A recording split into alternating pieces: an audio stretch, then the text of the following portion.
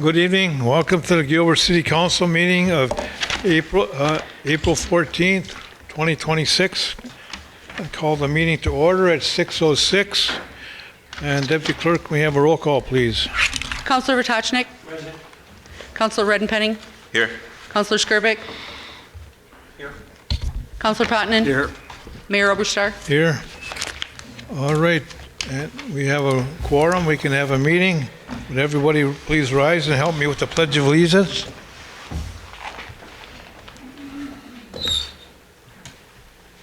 Pledge allegiance To the flag of the United States of America and to the republic for which it stands, one nation, under God, indivisible, with liberty and justice for all.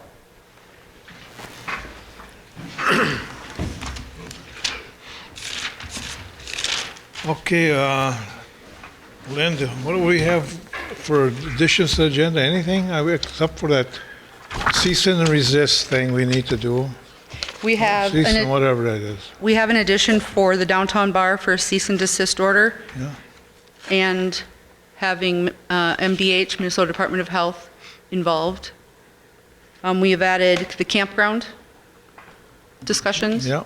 And the public works discussions. All right. That's what I have on my list All under right. new business. We also have the flower planting. Yes, the flower planting. Do we have administrative on there? It's Main Street flower planting.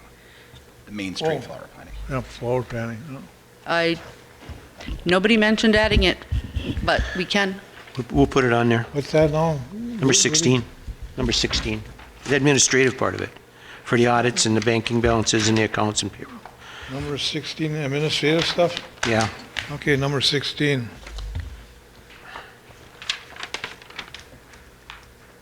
All right, everybody okay with all those? Well, 16 has to go on to new business. L. Huh? Oh, I is downtown bar. New business. Yep, and campground is J, public works is K, and admin is L. Well, you have to speak out because I'm not going to write that all down. That's fine. okay? I'll help you I'm out. not gonna write that all down. And then we also have the flower, thank you, sorry, Paul, under M, flowers for the city. All right. We got everything for the agenda additions. Council want to approve those additions?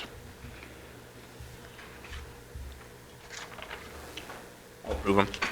Motion by Councilor Redenpenning, Second. supported by Councilor Vratochnik to add those items to the agenda. Any more discussion? All in favor say aye. Aye. Aye. Opposed say nay. Motion carries. All right, we have the consent agenda. March 24th regular meeting minutes and March 24th working session. Council meeting minutes. Oh, we have one more addition. Yes, we do have one more addition, the special meeting minutes Minutes. from Yeah. April 2nd. Yeah, one more addition to the agenda. Is that in the consent agenda? Yeah, to the consent agenda. So let's make a motion to approve the consent agenda with the addition of the special council meeting of April 2nd in one motion. Everybody had a chance to look at it?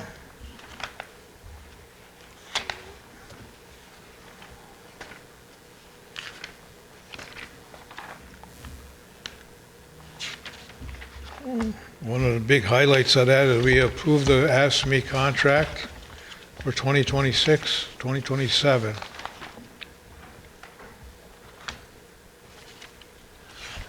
I'll go ahead and motion to approve the consent agenda with the addition of the April 2nd special session minutes.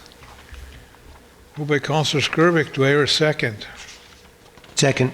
Second by Councilor Vratochnik to approve the consent agenda with the addition of the Gilbert Special Council meeting minutes of April 2nd, 2026. Any more discussion on that?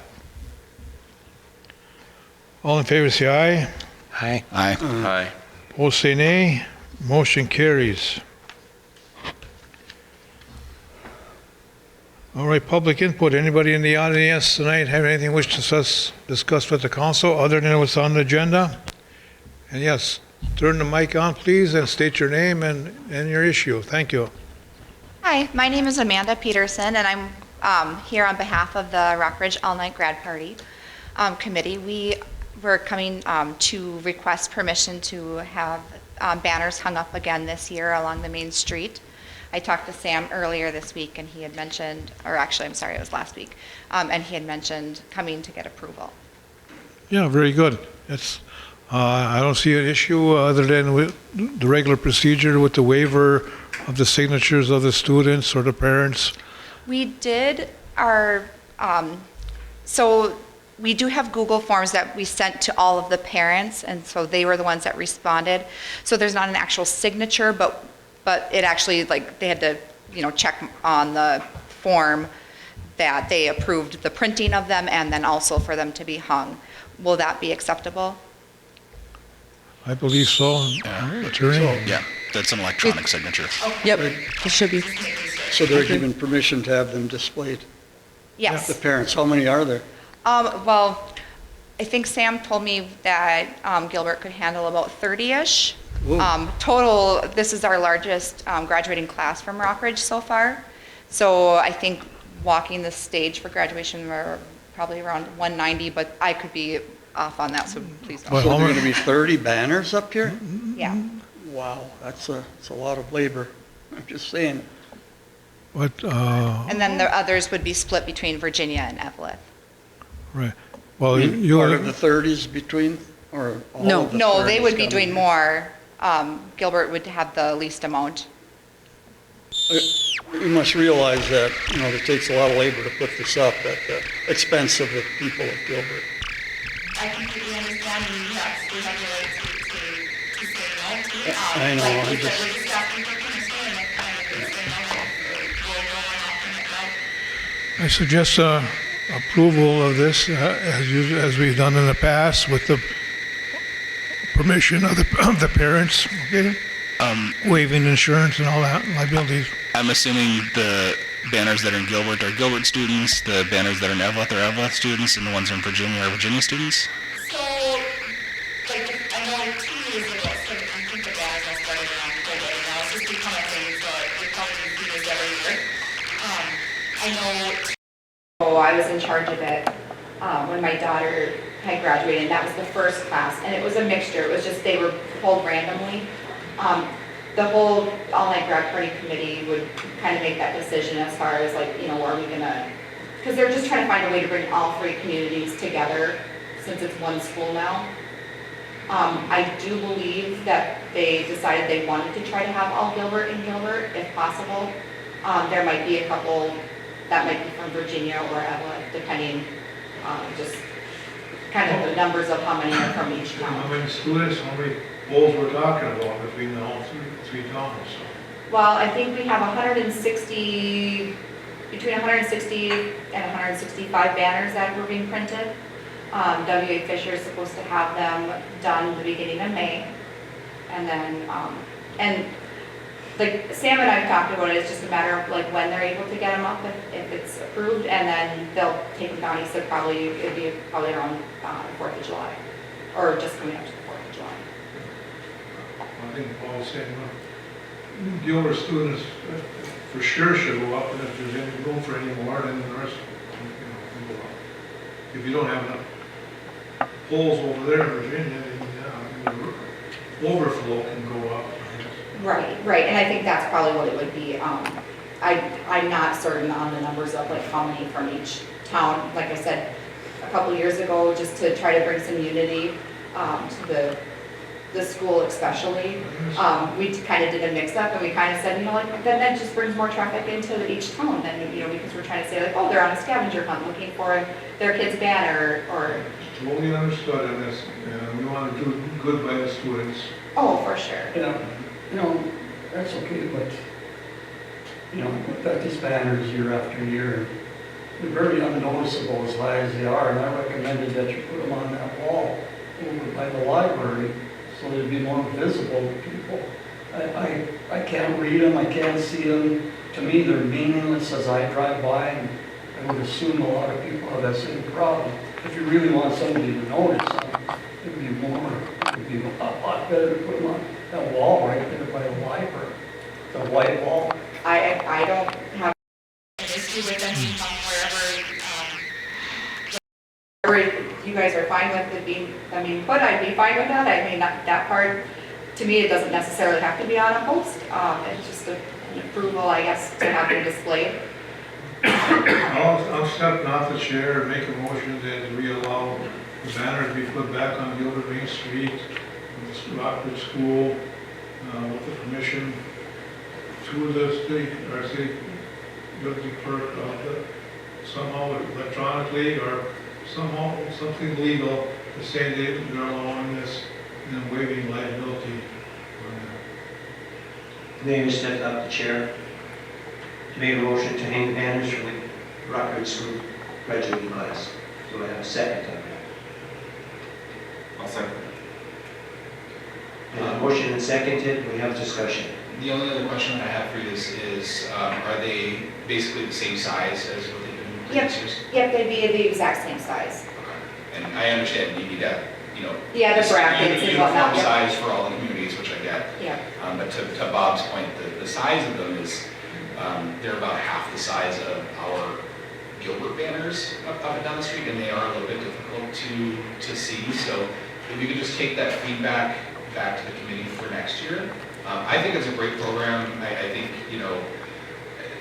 we like to encourage our youth, and celebrate them when they have, big achievements, and this is a great way to do it. So thank you to the committee for doing it. Thank you. Any more discussion? Any more discussion? All those in favor? Aye. Aye. Those opposed? Motion carries unanimously. Chair goes back to the Been mayor. approved. Thanks for coming. All right, anybody else? Okay, we have Mr. Terry Bernsteiner here. Welcome.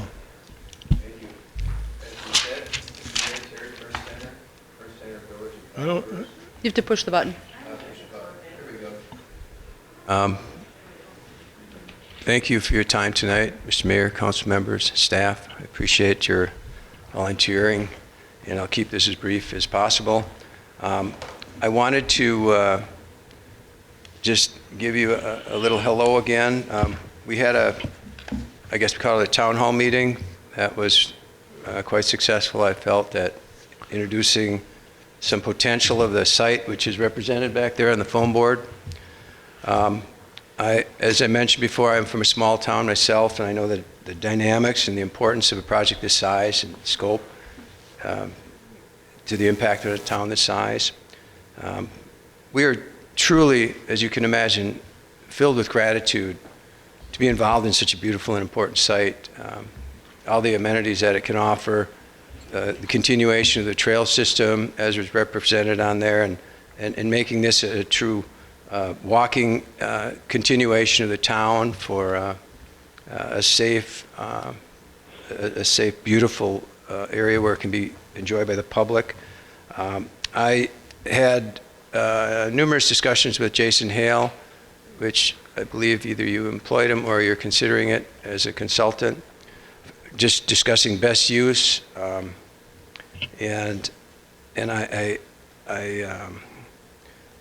This is truly a legacy and a continuation of a small town. And again, coming from a small town, this is going to be the topic of talk for, honestly, for a generation or two, because this is we get a one chance to do this and do it right. So some of the approaches that I would like to consider when we do that, and it's such a big responsibility from everyone's perspective, is we have to determine proper density. Urban planning says keep things closer together so you don't end up having these acreage sites where you have to pay for all these pipe connections and all that infrastructure. So as is this town existing, the reason that it's dense is, of course, in the turn of the century when those came, we didn't have transportation. When utilities were introduced, they had to keep it more dense. It's a neighborhood feel. It makes sense on many levels. You get a bigger tax base, by adding that density, it creates real neighborhoods. And so the cost savings, again, with utilities are so critical for density. So the topic would be, it's important, proper urban planning is to have that density so you can maintain those costs and not burden the utility system. Another would be phasing, which is very critical because we don't want to bite off more than we can chew to have the treatment plants, and if you need raw water wells or anything to be added to the costs of the city. You want to bring it on phases where it's a small bite, it's easy to maintain. We have a smaller amount of lots, that's less exposure for the city, that's less exposure for everyone. It lets you test the market and see what the real sales pace or absorption really is. And so that when that phase is complete and that revenue becomes all part of the tax base because you have those residents already in their housing, then we trigger at a certain point of absorption the next phase. So in discussing how many phases, that's a topic that needs to be discussed. The as far as design, I think it's very important to have congruency in a town. I just printed out some typical designs that are commonly built by builders like myself around simply Americana. So we can pass them all around. It's farmhouse modern and basically cottage style and craftsman, which is a timeless architecture. Again, and this, as you can see, bungalows. I have some bungalows on here, so it's a very much a slice of Americana. These are smaller footprints, which I think, again, this is affordability we're going for. So I think we can do some really nice elements on the exterior of these as shown. You can just keep those for reference here. But We'll put these on the back table. Terry, there's one thing that I forgot to talk about in some of our conversations is I know you came to a working session and you offered us a price for this land, and I would like to have that in a formal legal letter to the council that you are willing to purchase XYZ land down there, which then will authorize us to, or make us act on that legal piece of paper, not just a verbal thing. yeah. And then have to look into what you're looking at and have to get surveyed and live description then if we are going to work on, and then we have to negotiate with Jason and you and us if that's an acceptable price based on what comes with the surveying. So, and not drag this out a couple of years either. Yeah, I appreciate that. You know what I'm saying? So Yes. if you could get that in writing, your proposal to us, I would appreciate that. So they didn't, and what the mayor's talking about is I offered the city $300,000 to actually make a purchase, but I think what that really did is it initiated something that this thing's been a sleepy topic for decades, and that created discussion. I would be willing to put $50,000 non-refundable earnest money down too, because then you could, as a city that is struggling with funds, you'd have some funds to initiate some of that phase 1, phase 2, some survey work, and that would determine the site. It certainly looks like a virgin site, so I don't think we have any historical dumps or anything, so I think all that is proof of that by those environmental studies. And then, to your point, there's a clean bill of health to at least consider it. I know that we would trigger it as if we were to set up a phase 1 based on all those discussions that are the common minds of all of us, to say what is the best approach regarding things, road design. There's a lot of designs. There's some pretty progressive ones that are quite environmental that I've used, and it's a ditch system, which sounds down market, but North Oaks is a very expensive Twin Cities area, as is Wild Meadows, which has Kevin Garnett and all those kind of guys lived in there. So these are monstrous houses. They use ditch systems. It's a more environmental approach. So what I'm talking about isn't, when I say progressive environmentally, I'm saying these are systems that are aesthetically nice, but then you get away from retention ponds, which fill up with silt, and they lose their, all the engineers departments will say it's the best thing that we could think of for decades, but it's just antiquated.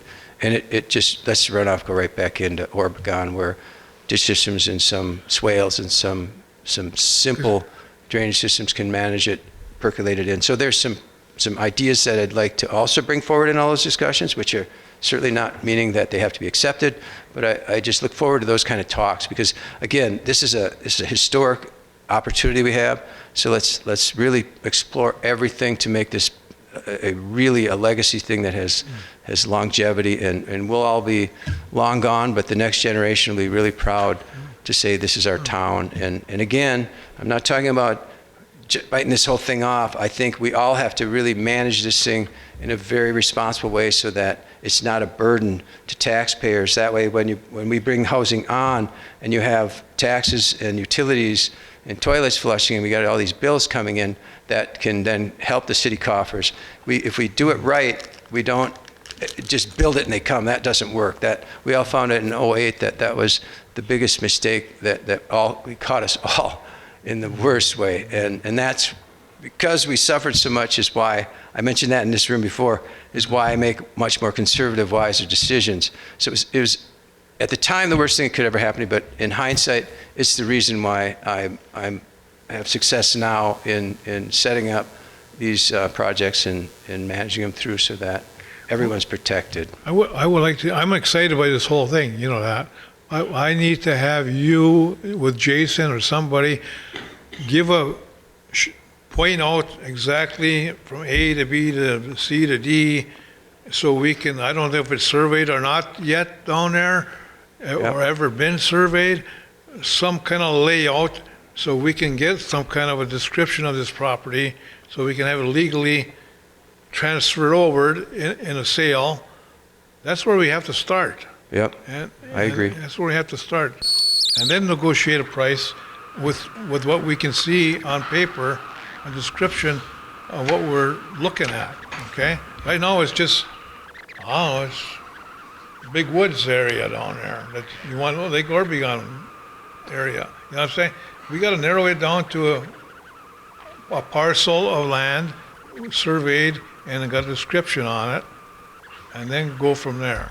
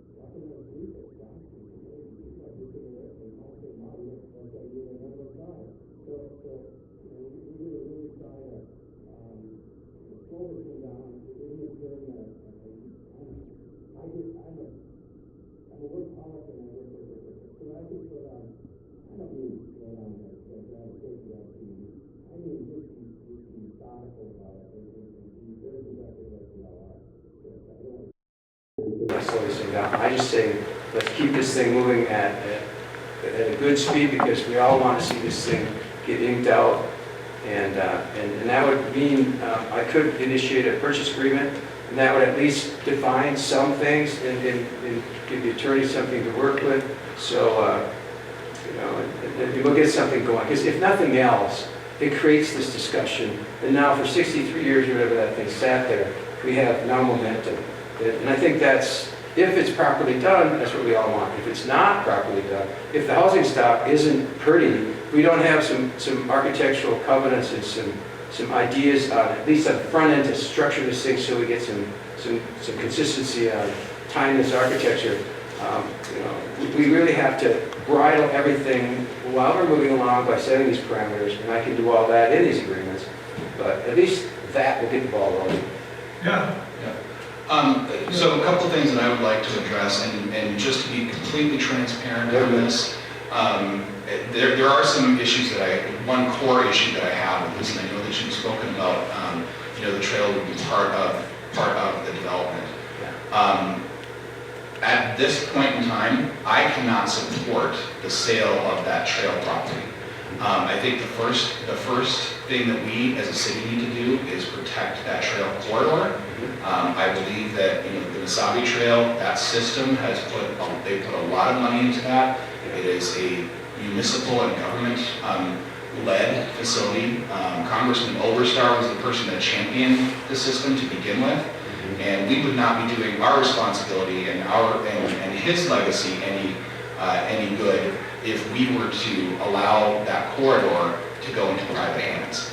And to look at an example of this is if you look at the Cuyuna Range and their bike trails, they had a developer that came in, and they're currently engaged in a legal battle right now where they have effectively closed off the use of some of those bike trails. And so I could not, in good conscience, allow a scenario that would have that trail system be under private control in any sort. So that's a core issue for me that we have to get solved before we can even start talking about a property transfer or sale. Good, I like that. That's kind of what we need. And from an attorney's perspective, if that were protected by some easement, it might affect design, unless there was a conversation that said this would be the new easement if it affected the design adversely, street location, that sort of thing. But I certainly, we're not pushing any number of density. That's a conceptual thing that I put together just to show the basic yield, and there's an open space of parks and stuff. I wanted to show just at first out of the gates there's no real engineering to that. It's just I've got a lot of experience laying out and doing yields, and that's what I came up with. So we have a mixed use where we have the attached wall, we have twin homes, smaller homes, the center homes, and then the lake homes. So that's just a transitional of just representing what most likely is pretty darn close, but we can certainly move any of those blocks around. It just affects on the exit as far as pricing. I don't think it matters that much because you have 130 acres with 338 units, including the apartment units as an overall count.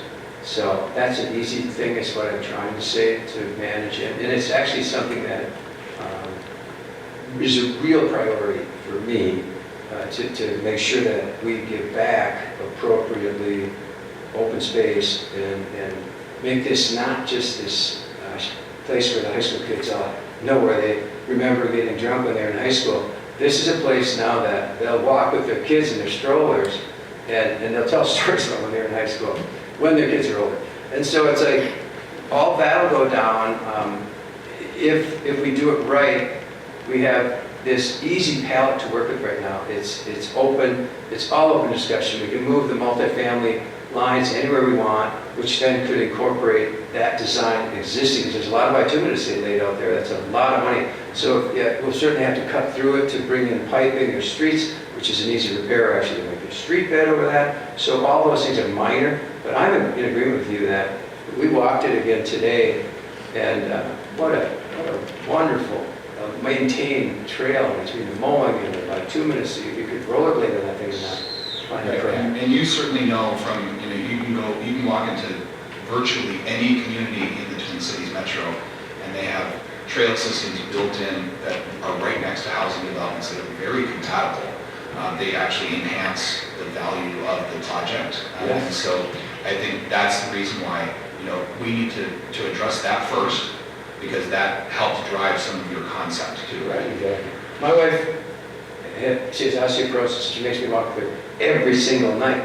So we have trail systems all over the neighborhood, and they cut right through between backyards. And it's an accepted expectation actually, because it's a common use thing, and I love it. I chose a house with a sidewalk in front because I wanted the kids to ride back and forth. So there's only one side loaded sidewalk. Well, I wanted to have the sidewalk. So it's all about getting the community out and strolling. The first sunny day, everyone sees everyone, right? And that's what you want. You want to create this community. You don't want just to be isolated people in their cute houses on this prestigious part of town. This is for everyone. Everyone's going to walk it. And I would expect, if it was my town, everyone would walk it just to daily see what just happened the day before. And there's ways, like even for hardcover, you have some of the trail system be crushed class 5, where then it's permeable, so it's environmental, it's a nice solid dense. You could ride a mountain bike on it and walk on it, and then you have the bituminous trail in there too, but you could meander more natural trail system through that. And we'd have to talk about some designs, because the lakefront, for example, there's a bay, and if the lake homes point to a point, well, they can't have docks. So around on the bend, which would be on the south end, you could put a hammerhead and a common dock, so that it could be called a fishing dock for the kids. So, to create, which are private public spaces that, you could have your boat there, but this area is allocated for kids fishing dock kind of thing. Now we have the campground, which is everything you'd ever want. It's the largest blow-up fun toys that I've ever seen. So you don't really probably need that, but I think it'd be nice so that the kids on this end of town could walk over there. I did that when I was a kid. I took my fishing pole every day to the same spot. I think we caught the same fish like 15 times through the whole summer. And that's what you do in a small town. And so I love what you're saying. Gary? Okay, can we address what you wanted? Did you get everything that you wanted to tell? That's all I have for you. So I really appreciate your time. You addressed everything, and again, you got to get this purchase agreement in the legal form, so we can authorize surveying if need be and whatever, and our journey. And, you said you're going to offer and to put that earnest money down and all that kind of stuff. Yep. So we can legally proceed step by step on different things that need to be done here. And the only assistance I'll need is legal, because I think it's U.S. Steel, is it not? Minimum? For what? Is it? For what? That site, when you go to the GIS or tax, I don't know if it reports a city ownership on the entire site or On not. this side shouldn't be no U.S. Steel or nothing. Okay. On this side, that's on our side. Okay, because the PIDs are a little bit confusing, so if I just get that legal description, then I can easily go ahead and do that. My recollection of that property is pretty much everything. There's one parcel by County Road 97 that is RGGS, and then everything on this side into town, I believe, is actually City of Gilbert owned property. Perfect. Okay, great. And we'll do that via email. Thank you very much. I'd like to get this thing, like you say, on paper, Yep. and moving, instead of just verbal discussion, okay? Not as much as I'd like to. All right, and thank you for coming. You came up from St. Paul, I appreciate it. Anybody got anything else they want to ask them? Very good. Thanks. Thank you. Anybody else in the audience tonight who wants, Leo? Yeah.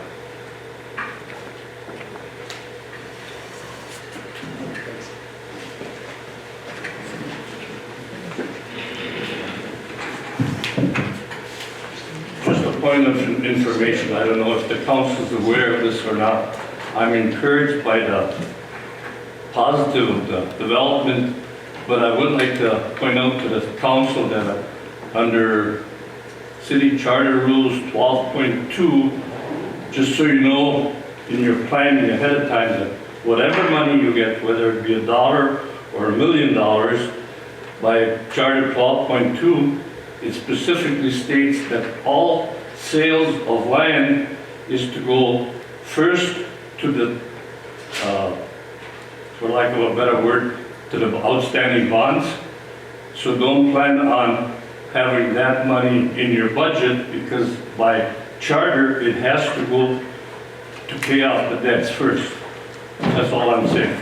But I'm encouraged by this. I'm all up for it. I'll probably be dead before it happens, but. Legally, I'm aware of that, Okay. information too. I got it. Anybody else in the audience tonight would wish to discuss anything with this council? All right, moving on. Council members and mayor, Councilor Ratoshnik, you have anything? I think all the stuff carried over the working session we discussed, so that's all we have. Very good. Councilor Redeping, Nothing to discuss. Councilor Skirvik. So I do want to give acknowledgement to the fire department. Over the course of the weekend, there was a fire that happened on the lower side of town. I believe it was Michigan Avenue, where the incident happened. A constituent did contact me about what they believed was an issue on the corner of Indiana Avenue East and St. Louis Street. They believed that fire hydrant was not used because it was inoperative. Did take the opportunity to consult with the fire chief on kind of what the situation was with that. He conveyed that there was absolutely no delay in response to that incident. The hydrant type on that corner actually is a 2.5 inch caps, and in order to service our new fire truck, they needed to have the larger, I believe that's 5-inch line cap to be able to access proper pressure for the hydrant. And so they did that off of the next closest hydrants to that. So as a follow-up to that, knowing that that issue does exist, asked for Sam to produce a list for us in cooperation with the fire chief of any of those old model hydrants, so that we can at least put them on our priority list for future upgrades, so that we can get them into our regular plan for upgrades. So, but again, just to affirm that particular incident at no point was caused any delay in service to that particular fire. So, and kudos to the fire department for doing a great job. I drove past there today. It looks like they were able to extinguish it fairly quickly before the entire structure was destroyed. So, and then the only other one that I have, in addition to agenda items, is I just wanted to follow up with the city attorney as well as Lynn, if there was any review of the council filing dates that I had sent the email on, because according to my calculations, we have to have this posted by Friday, April 24th, in order to meet our deadlines. I believe you're correct. Okay. So then, Lynn, can you go ahead and if you want, I can resend the email. I have it printed out. Okay, good. Thank you. That's all I've got. Can I add to that a little bit? That house was built in 1908. It was up the street from where I lived. That house was the house of Boots and Lodge, the 1951 state champ. Thank you for the information. Is it salvageable or? I think it's salvageable. Yeah. If people around the country own the house, they don't really know. It appeared, when I drove by, it appeared that it was involved a chimney, because it was clearly being punched through, so, but it looked like the rest of the house was salvageable. Yeah, they were working on it last year. So. Okay. All right, Councilor Montman. Well, I have some questions of Lynn. I'll wait until it's her turn to speak. Okay. All right, I have just 2 items. I'd like to make sure early on that the parade and street dance, that Ty and everybody in office has proper insurances or have been sent, the people involved should be sent that they need to have the insurances and for the street dances, if there's any, to come early, not just last minute in June all the time. We can get this done early without being pressured to. That's for the July 3rd committee. July 3rd committee, any bars that are putting on the street dances here have come in with their plans in May instead of in June. I do have a letter that I drafted last week to send out to them to try to be on top of it, be a little earlier Okay, this all year. right. Just make sure and tie with his highway department permit that he needs to get the parade. I just want to remind everybody about the upcoming 250th birthday of our country, and there might be more stuff going on. And the 3rd is on a Friday and the 4th is on a Saturday. So we've got kind of all of the stars aligning. Larry, you should be up here for that. It's fun. Wow. What about the kiddie parade? And the kitty parade, another thing now, I'm hoping that, I'm looking at this, the fire chief over there, that we can get some cooperation from the fire department. And I've received a request for application for outdoor display of fireworks with an insurance binder attached. we're gonna put it on the next meeting then. Yep. Just so you know, I did get one.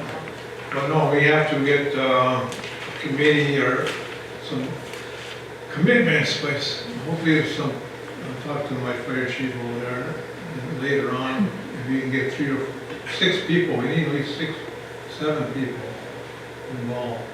I'll help, but I would really, as a mayor and future mayors, we don't have a recreation department no more, and the recreation department used to always handle the kitty parade, okay?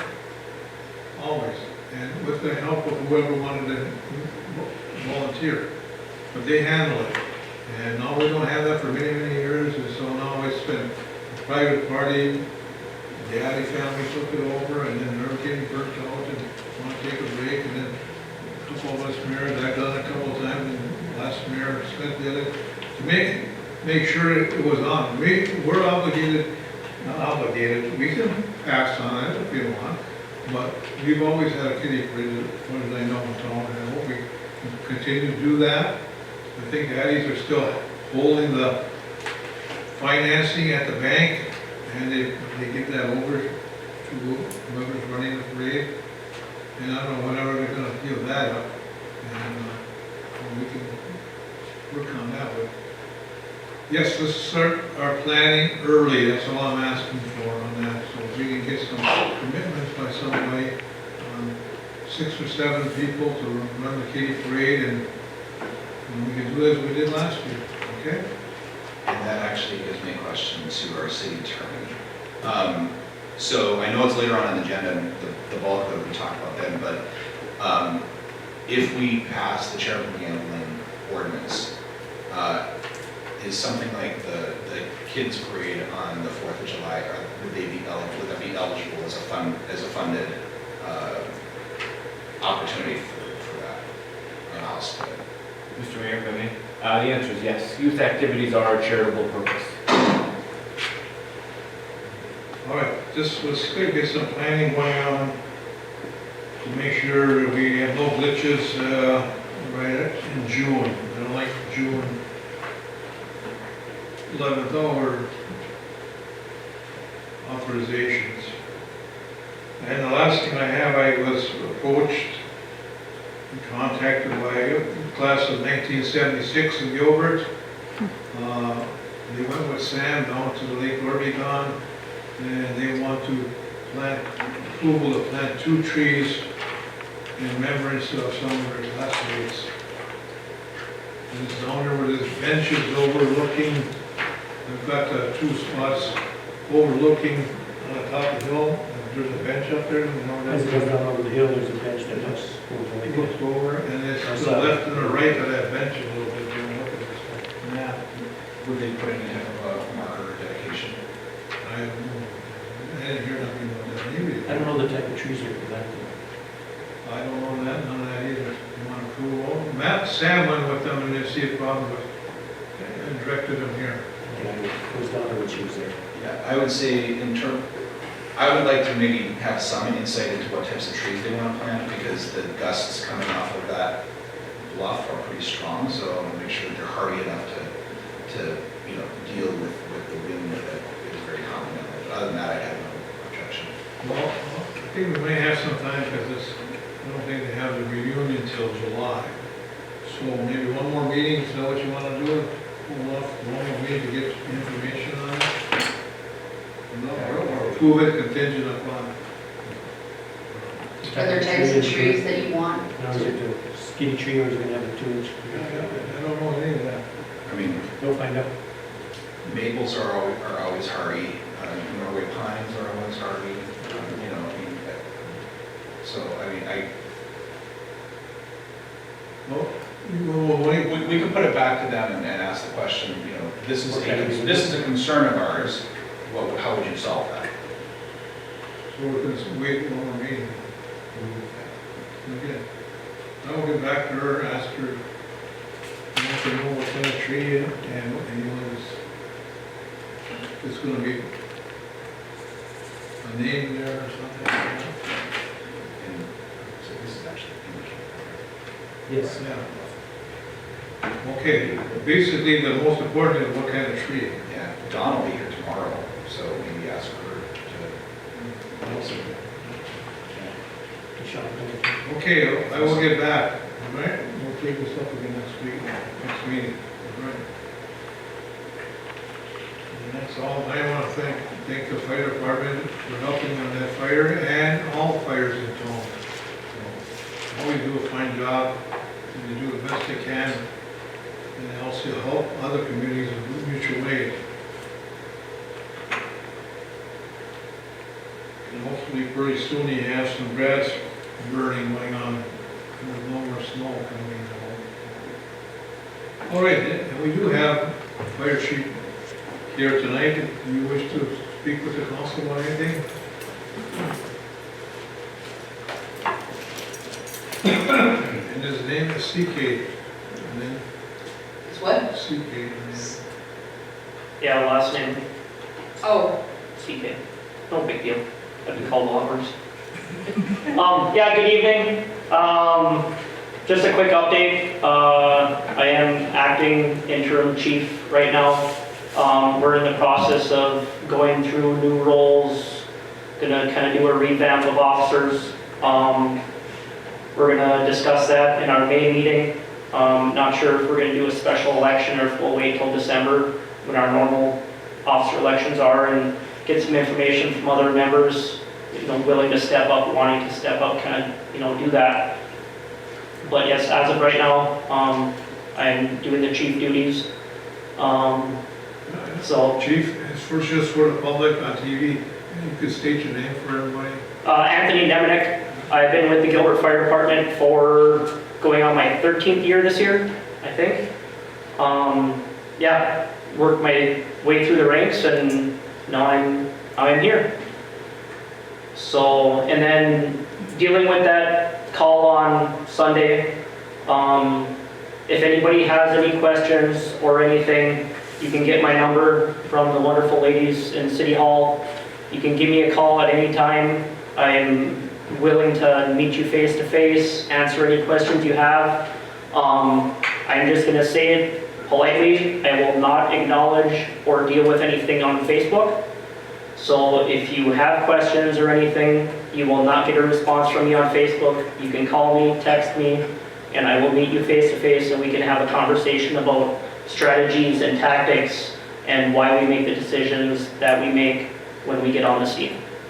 So that is all I'm going to say about that. Any other questions from anybody else? Again, thank you for everything, and I know you guys, when you flush all the hydrants, you know which ones are bad and make a report on all that stuff. Yeah, the city does the flushing now.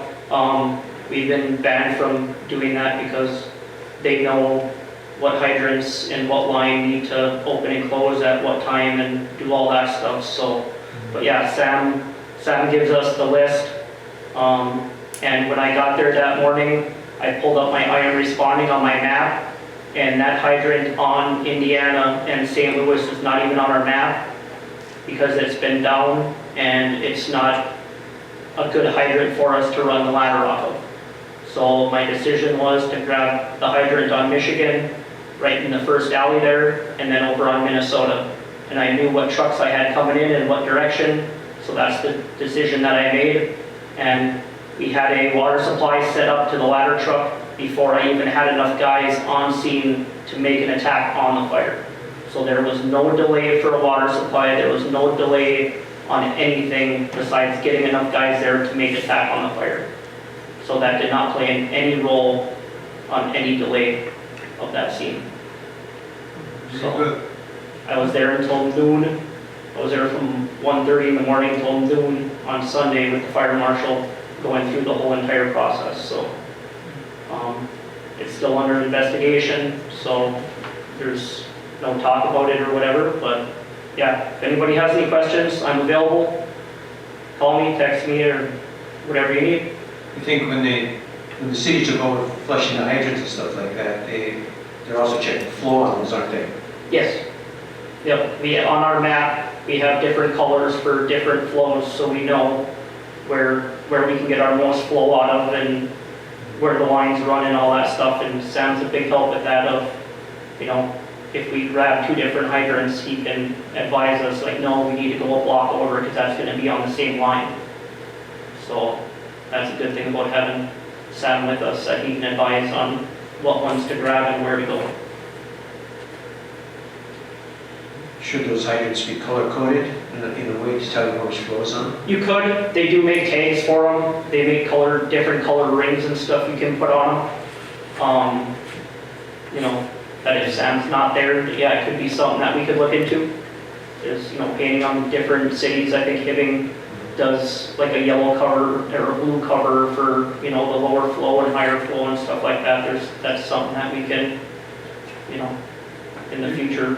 That's a good idea, just in case another fire truck from another mutual aid wanted to use that, and they don't have the information you have. Yeah. So that's something that we could look into. Yeah, and that's why, the good part about this is that it's, the question did come from a citizen, but it actually talks about a larger infrastructure issues, like we need to make sure that we have the stuff in the ground that you're going to be able to use dependably, reliably, when you come to show up with a fire, so that there is never any question that there's, again, I want to thank you, all for, responding to anything that you respond to, because you always respond great. I think this city is very, very lucky to have the department that we have. Yeah. Yeah, we had a good crew. I think there was a total of 27 of us on scene, so between I called 3 extra departments just because I knew it was 1:45 in the morning on a Sunday morning and everybody's enjoying their Saturday night, so yeah, we had a very good crew. Everybody went home safe, and that's the most important thing to us when we get on scene, is everybody goes home to their family. So and we are hiring. If you follow us on Facebook, I did put a post out there. We are looking for people. We do have spots, so if you're interested, come to the city hall, grab a application, and you can give me a call and I can meet you down. I had a guy down last night and had a good discussion with him, so we'll see what happens. Very good. Thank Anything you for else? the report. Any more, councilors, questions? Thank you for Perfect. your report. Thank you very much. Good luck on your new position there. Thank you. Terry, I was going to just say, you're not obligated to stay. What, if you want to take part of our meeting, good. I know you live a far ways. Thanks for coming. Well, thank you. Yeah. Really appreciate it. Too bad we need to get, coffee or something. Next time, I would love that. next time. I'll be back in a couple days. All right. Thank you all. City Attorney Brian Lindsay. Thank you, Mayor. No formal report. I am happy to answer any questions the council may have, but I trust you'll hear lots from me during the agenda. Any questions for Brian at this time? For the council? All right. Chief of Police, I think, I don't know. He's at a conference. Police Commission meeting? Fire chief, the police chief is at a chief conference in St. Cloud. He stopped in to tell me he would be here today. All right, okay. City Engineer, Matt Reed, is not here. Public Works. Sam, are we taking this stuff now, or is it on the new business? Done in business. All right. Campground host, Don. No. Library, nothing. Pete, nothing. Deputy Clerk Lynn Murray. Okay, I have a follow-up from the failed sewer that we talked about last week. All of the people who are on different points that are in the failed sewer system are paying water to the city of Gilbert. They all have a meter and they are all paying water here. The question that Who told you that? Hannah, Well, that's news to me. Hannah checked the different points. She said there are a couple of addresses that don't have service right now because the houses are vacant. So there's no water running through them. Is she talking about Vale Township?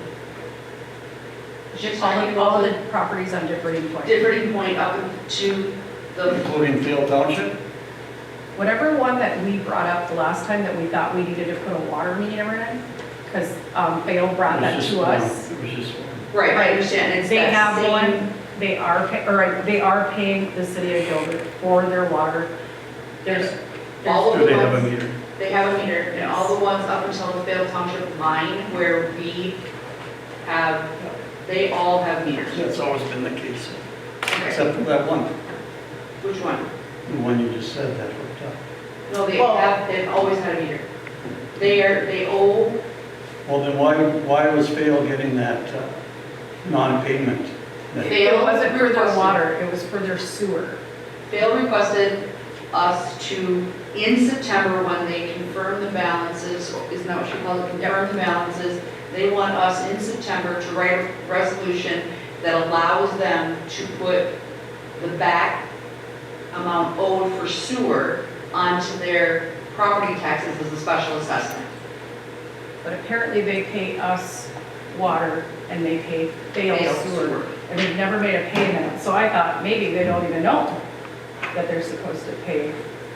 Regardless, we have the water, and that's just It basically, should be on their bill. right? They should be charged just like residents here in town and on different point. Right. And that's like for the build of the new wastewater system and everything else, there should be a fee on there for that they should be paying all the time for. Well, Since so they've and maybe lived they have there. been trying to collect it, and this is why they're asking for us to do. But see, it's the up resolution to in us to September. collect it. The sewer, Be- even if it's paid For for. those people, yes, because they are our customers. They pay taxes to the city of Gilbert then. They are our customers. They should be paying the sewer to us and the water to us. That's, I have no idea why. that I wasn't have my an understanding, idea, right? and that's how it is. Wasn't my understanding, because Hannah said we have water meter, but sewer She failed. doesn't understand. I have a very good understanding of how it works down there. I've lived there my entire life. I know what I'm talking about. So is that the only property then? Just that that is one, just- yes. Just that one. Just the one, Yeah. that the sewer is on Vale. Sewer, it should be charged by the city of Gilbert Okay. Bob, and their water. if I may, I believe that it's not correct that they're not paying to the city of Gilbert, they're paying to fail. And they're paying $10 a month, and we requested the $14.40 or $15.50. And at the last meeting I was at, and I think Bob, you were there, there was 28 people were paying $10 a month to fail, not to Gilbert. So You're talking that's water now. We're talking. water, We're just water. talking sewer. Just The water. fail refused to let Gilbert put Gilbert meters on them because they were their customers. They claimed they were their customers, and I would like to have Hannah confirm that, because if that's changed, then we should have our meters on there, which Sam reads on a hand meter. And I could be wrong, but I'm pretty sure I'm right. I'm almost positive that they pay $10 a month to fail, not to Gilbert. They only pay the bulk rate to But I'm not Gilbert. talking about those. I'm just talking about that The one what? property that's in the city limits of Gilbert. That's all I'm talking about. Right, but That's the a other separate one, issue. the other You're talking about 28, is they're paying to separate. fail. They're not paying to Gilbert. The sewer. The water. See, Hannah told me we there's met with meter in all fail. those. We met with fail, and we wanted to have those 28 people pay the Gilbert rates for water and sewer. And at that time, this was what, last fall, I believe, when we had a meeting with the fail commissioner, or whatever they called him, and the clerk. And they refused at that time, if I recall, to let Gilbert put our meters in there, because they were only paying $10 to fail, and they only paid the bulk rate to Gilbert, bulk water rate, which is 0.71 or something per hundred or something. So just want you to know that right now, as I understand it, they are not paying what we are paying, which we've been after for a long time, right, Bob? Exactly right. That part, yes. So I just want the council to know that. But this is separate than what we were talking about. Right, but I mean, you're talking about the one, but Yeah. she made a comment that the fail was paying the $10, I mean, They pay a bulk rate, and they also pay a bulk rate on their sewer, because Right. they take everybody's sewer and they combine it into how much usage goes through Yes. the pipe. So they're paying a bulk rate Bulk. really for both their sewer and water. Water. Those 28 down in the fail part. But the one we're talking about is totally separate. Separate, yes. I want to get back to, what do we want to talk about here? Just that one, right? Just the one. So is that in compliance or not? Well, I guess I I'm don't just know. I'd wondering have why to the see the sewer bill. is separate, I have like, to see going the to bill. fail, Do you and have we're the doing the bill water. there? No, I don't have the bill. So No, they they didn't didn't give have us the bill. Yeah. Well, I guess we don't have the bill because Phil was saying they want us to, they got the bill, but they're getting the bill, not us. Them, not the Right. month. Right. Something's awry here, something. So we have to have, Sam, Public Works, take a look at this. No, just let me look at it. Okay, well, I know how this works. Counselor Conklin look at it, okay? Also okay with that? I'm gonna come in and look at that bill tomorrow, we'll get it straightened out. Very good, that's good. Anything else, Deputy Clerk? So, on, Rudy, you want something? It's my daughter's birthday. Okay, you need to Yeah, excuse, go ahead. excuse. Yeah, Thank you. excuse, good. Thank you. Happy birthday. Oh. Oh. Nine. Very good, thanks for coming. Yep, I'll touch base. so I have an email that we sent to the city of Vale, and we asked them that we're trying to gather as much data as possible. And Hannah asked Heidi at Vale, if they'd be willing to get rid of them as a customer and have Gilbert start charging them sewer along with their water. And her response was, I will check with our public utilities board as well as our town board regarding handing them over to Gilbert as a customer. I'm sure they would be happy to do that. Then that would be Gilbert making a connection to their line, and they would no longer be connected to Vale's line. The connection is, They're all, connected to the they're all private. together. They all come together. Okay, well, that's good. Very good, very good. Thank you. Happy birthday. Oh, That's just, Well, see, we've been dealing with this for so many years. It's just, that would be a private bill to make that connection, and no, we don't get that party involved. And they probably do say decline that, so what are we gonna do? we own the customers of Gilbert. There should never be a dispute. It shouldn't have to go through their board or anything. They're our customer. We all share that pipe that comes back up the hill. All our sewers come together, differing point, the Gilbert side, fail, it all goes to one lift station. All our sewers come together and get sent up the hill. So there's no separation.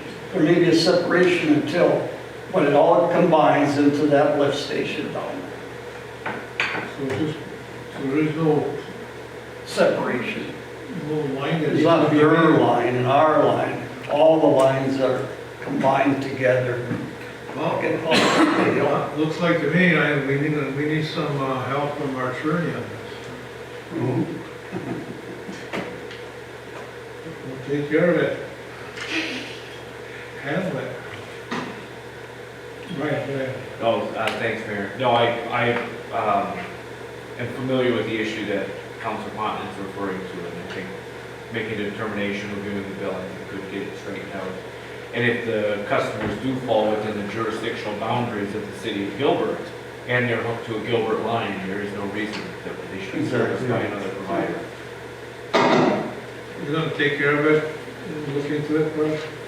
I'll look into it. I'll get that bill and I'll make it. Okay, one or the other, and then we'll talk to Brian about how we're gonna inform the property owner that, and fail, apparently if they're gonna be cooperative and making the switch, They don't have any choice. that's where Brian comes in. To inform that. So, okay, so maybe by next meeting we'll get some kind of answers to all this. Correct? Oh, yeah, Bob's coming Bob's tomorrow, it'll be here. perfect. Or you can call me tomorrow. We'll get it here. I do have one question for them. Just because it's not on the agenda and I know it's a big topic, I don't believe we had anything to act on at this meeting for the commercial garbage. Are we still waiting for a recommendation on the rates? Was Leo, that supposed to be at did the you next pick up meeting? I printed the rates in the email for Leo. Okay. And Yeah, the last I talked to was to Jeremy, and he said he's gone for a week and a half, and then he'll be back, and he'll get in touch with me, and I'll get in touch with Lynn, and we'll work that out for the individual customers, but he'll handle all that. Okay, so we should have for the April 28th meeting, should have something to vote on for the rate recommendations. just waiting for him Right. to go through it. He's gone for a week and a half, Yep. but he'll be back for that. He didn't provide it. Leo, you have it. Yes, We can, it's pretty much just a matter of getting in touch with the individual customers and confirming what size you're gonna sign up for. There's 50 customers. Yeah. There's 45 customers and 9 from the city. I believe 5 are for the summer months, and then the other 4 or 5 are seasonal, 12 months a year. Because Sewer plant and all that. it was about the fee schedule. We have to inform the customers about the fee schedule He in has the advance. He has that, he'll get in touch with that In advance, individual the new fee customer. schedule, because now there's different size containers. Yes, And that's where that is. And that's why we have to act on it now in order to give them enough notice to start then collecting June 1st. so we can put it in place, he wants to be in place by the 1st of June. Right, on a resolution, Brian, with the changes of 1 month advance notice to the public? I believe it is. It's in the ordinance. I'll look it up as we move forward. So would that, it should be enough time if it's ready by the next, the 28th meeting, right? yeah. Yeah. And you want the resolution that meeting then, correct? We need a resolution to Yeah. tell them what the new Yeah, we have fees will be because of container size. If they're gonna choose a size, Right, they have to right. know what they're paying for. Right, okay. So I guess if at all possible, you know, if you can email us all what those rates are. I saw the early look of it, you know. Those were his rates, we have to add for Right. tipping and So I think it would be admin helpful costs. if we're going to vote on something as significant as a rate structure, if we can get that information, you know, as early as possible so we can ask questions. I'm sure Bob, you probably have questions, I'll have questions, so that we can get a final resolution in our meeting packet. And get it posted. The only question is that I believe that you should discuss is the administrative fee that the city will add on to that. That hasn't been determined yet. That's up to you guys, whenever you want to do that. Whether it's 10% or $5 a month or whatever you choose. That's still up in the air. That hasn't been filled in. All right, anything else, Lynn? Yes, an update for the community center from Jonathan. Construction update for the Gilbert Community Center project is as discussed. This is an email that I'm reading from Jonathan so that I can give you the accurate information. Items that have been completed include all of the saw cutting, most of the new interior wall penetrations for the new HVAC ducting, shutdown of the boiler system, removal of the existing mechanical heating equipment. Ongoing activities include remediation of the insulation and piping from the existing mechanical heating system, remaining new interior wall penetrations for the new HVAC ducting, new HVAC system rough-in, material procurement. The HVAC ducting is on site and ready for installation. All other materials in the procurement process and will be ready for installation. Additional cost. Considerations include adding an electric cabinet unit heater in the entry vestibule. This is out for pricing with Nelson Colley. Potential issue with the existing fitting for the new sewer tie for the ADA restroom, working with SEH on options in case issues arise at this interface. And it says we should let him know if we have any questions. Bob was at our meeting and talked to Sam about the last issue of the ADA restroom in the new sewer tie-in. And so there's an issue and they're going to try and cut off the pipe, and if they can't do that, then there's another backup plan where they have to cut the floor out. So, Are they heating with electric heaters right now since they took the boiler out of service? he doesn't mention anything about it. They must be. I don't know the answer to that. All right. I have a question. Are you done with your part? Yep. Okay, the office hours are what, 8 to 4:30? That's the window hours, yes. Yeah. So I was curious, why is Hannah coming at 7 and leaving at 3? When she, can I speak on that? Yeah. When she, when she was approved for full-time, or excuse me, as a permanent employee, and I was putting in her health insurance and all that information, we had hired her as a part-time with full-time hours dependent on the clerk and whatever job duties he gave her. When I had asked him what I do with her, because she comes in at 7 and gets full-time hours, he told me to never mind, let her do what she's doing, and I had suggested that because the contract says that that's her job, that I should be putting her in for her benefits as part-time. And he told me to do it as full-time. And that's where it has always stood. It was an issue that I brought up with him twice, and I was told the second time not to bring it up again. I'm going to suggest that because this is a personnel matter, that this isn't an issue that we talk about between the personnel committee offline. I don't believe this is an appropriate conversation to have about staff and public. That you are correct, it's supposed to happen. Very good. Do you have other questions for me, Bob? You said you had. Well, I can't ask him, I guess. I did have one other question that's a follow-up, and I know you may not have this, but the email that we got from the First National Bank of Gilbert, were you able to touch base with Dinah on that? I will. Okay. I do have it, and it's on my list of I received a communication from the First National Bank. They are trying to do a program with, to support the United Way, and they had a question about use of the community center kitchen, and so that's what follow-up with them to see if it's something. I did have another question.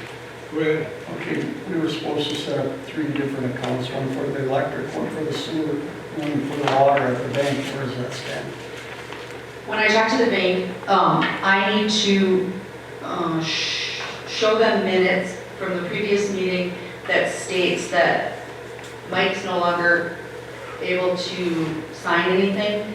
And until I had those that stated we accepted his termination, I didn't want to do those 3 accounts and then go sign everything and then go back and have Mike taken off.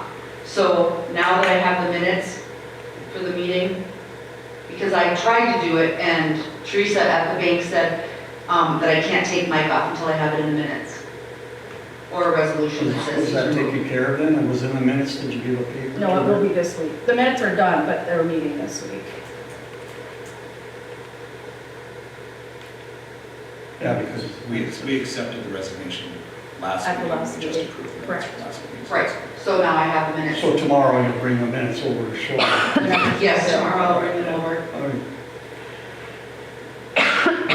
You know how important that is. I mean, we can pretty much kind of do an audit from, if we separate all those things, and we know where, because the general fund is holding all the utility money, and we have no way of knowing what's there without separate accounts. The general fund also has all of the tax revenue and everything in it from the last couple of years. And that should be in there, but not. That the tax utilities. revenue should be in with the tax revenue, it should not be in the general fund. It should be appropriated to the tax revenue lines. Well, the tax revenue goes into the general fund, always, always. That's how we pay our bills. So what I'm hearing here is, I know these 3 enterprises are separated on paper, The- but now we're gonna separate them in a separate bank account. Right. You know what I'm saying here? Yeah. One of the issues is that we don't have them separated on paper, and if that's the way we did, if we did it on paper, we physically wouldn't need separate accounts. Right. In 2022, they were all separated on paper. And the audit, they're all separated on paper. Well, they must separate them, the auditors must separate. The auditors do, they are not separate in the system. That's why it takes them so long to do an audit. They're not separate in the system. This is what we've been Technically- fixing this entire time. Every day you're. Technically, we do not need 3 bank accounts to separate that stuff. We do not need the bank accounts. Because we're not going to physically move the money, If it was we need it on recorded, paper. if it was recorded properly, Right. then you wouldn't need a separate account, but it's not being recorded properly. It hasn't been reported properly, it is Right, now. That's what I'm saying. So I guess my question would be, what is the standard best practice accounting procedure for handling this scenario? In the books. Coding would be the way to do it. Right, If it's coded properly, then you've got it. right. It has not been done the last 3 years, for sure, since 2023 at least. I don't think it's ever been because. And you might be right about Deb it. Sackerson was here, I asked her I to would do that agree. 10 years ago. This It is- hasn't been done forever. This is part of the struggle that I have all the time, is trying to make sure that we move forward doing the correct thing, and then try and fix things going back so that when the auditors come in to do things, that I already know what they're gonna tell me, that this isn't in the right place. There is so much that's not correct, that it's not possible to get it done. It's a lot of work. It is literally every single day, we are progressing forward with it every day. I mean, I don't know if everybody understands the volume of the cleanup there is. I mean, it's pretty good. In the last 2 years, for sure, Cassell has not been posted to the general ledger correctly at all. There are transactions that I have to go back that are in the wrong general ledger period and change, find them, change them, and update them until I can move forward. I can't even reconcile a bank account until I move things. to make sure that things that haven't been recorded in the last 2 years are recorded into Excel. I guess my thought on this is, you know, I absolutely respect the absolutely tremendous volume of work that is required. I am not an accountant, and I don't claim to be one, but what I would prefer is, you know, this audit process and, you know, cleaning up this whole mess has been very frustrating, certainly for us, but I think for everybody else here as well, is that if we can be doing something that makes it more efficient, that makes our accounting practices more standard, more best practice, we should be taking those opportunities, if for no other reason than to simplify the audit process that we have to go through every single year. And if we know that something is going to make it easier, make it more accountable to the auditing process, we should be looking for those opportunities constantly. We are. Right. Absolutely, we are. Can I just add to that, that has been something, I mean, I've been here for 3 years, and just since January especially, I can see it, I can feel it, everything is changing, everything's moving forward, it has become easier to find things. I mean, it's not just a matter of just coding the bills, it is also trying to fix everything, like as they come with audit requests, we're also making sure that it's getting fixed at the same time, so they don't have to have the same problem again when they're moving forward. You know what I mean? So it's a lot of work, but it feels really good, just so you know, because I am in here all the time. And I know it's hard for any of you to see that because we don't meet all the time. We are moving forward and it feels really good. It is a I process. think one of the things in there was, I know when we decided to open up those 3 accounts, it was like, we need to know how much is going into the electric fund because are we charging the right amount, you know, for our building versus what we paid for it. You know, when we look forward to the wastewater treatment plant, I know there's things that are coming up with the filters and stuff that is going to cost money. So are we going to have that money at the time? So we need to know how much money is going into that sewer fund off of the bill. And the same as the water fund, the new plant. That's going to determine the rates. And coming up in budgeting time in September, when we say, okay, here's the budget for the wastewater treatment. Do we have enough money in that account? Have we charged enough money for that account? You know, and it's a matter of coding. And as they know that, and Marion knows that every time I get these things, I go over the coding on them. Right, and it'll We be a sit down process with for it. a while, right? We correct coding every day. Every day there's coding getting corrected. It's Yeah, not and just- I've got something to correct, again. Whether I'm doing it right or not, I'm not sure. That's why I asked Right.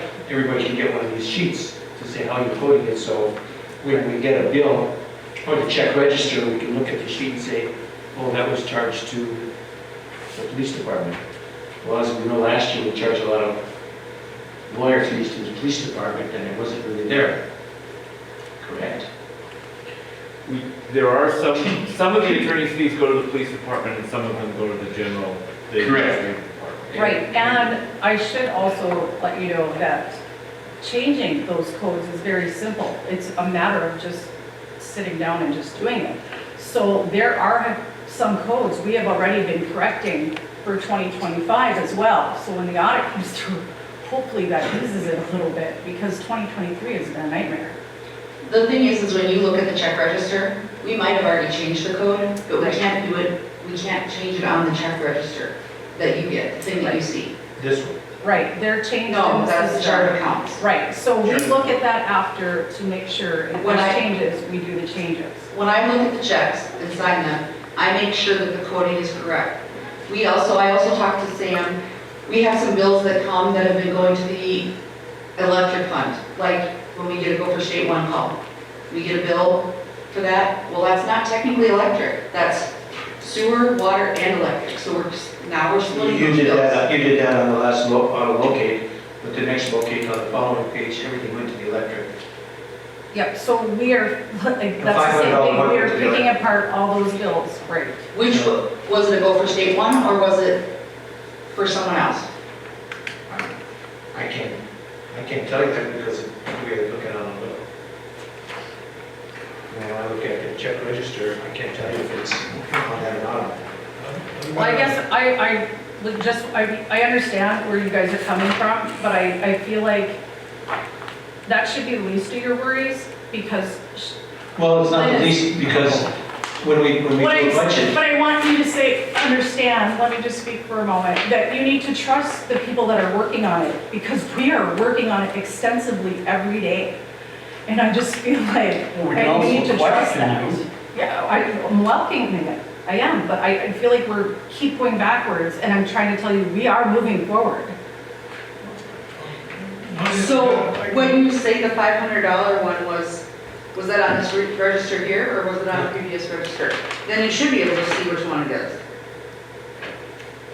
You know, what I'm gonna ask the city attorney here now, I can see a problem, legal problem here.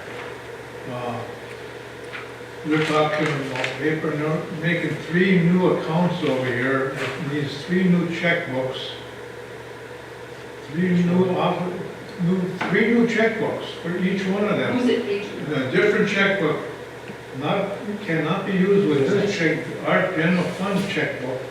So we're gonna have 3 extra checkbooks over here, and who's gonna be signing those checks now? The mayor? You gotta go through all that information to, or a policy to who's gonna be signing these 3 new checkbooks, because they're not a governing body anymore. Right. This is a whole unnecessary part, and we can just do it right here in paper, do it the right way, because it's never been done before. I'm so frustrated. I have, my last mayor job was in 2022, and by spring of 2023, when I was home, Joe Citizen, I had my auditor's book in my hand. It's right on my desk right now. Coming in here in 2025, no 23, no 24, holding up a big project. City clerk telling me every time we ask how's the audit going, because I heard the rumor about whatever happened between the other auditors, everything is fine, moving right along, blah, blah, blah, blah, blah, and it was all BS. And I am so frustrated. I've been in the council the last week on the phone with the state auditor. I've been on the phone with PFA, and I'm hoping that this is all going to be rectified within a week or 2 here.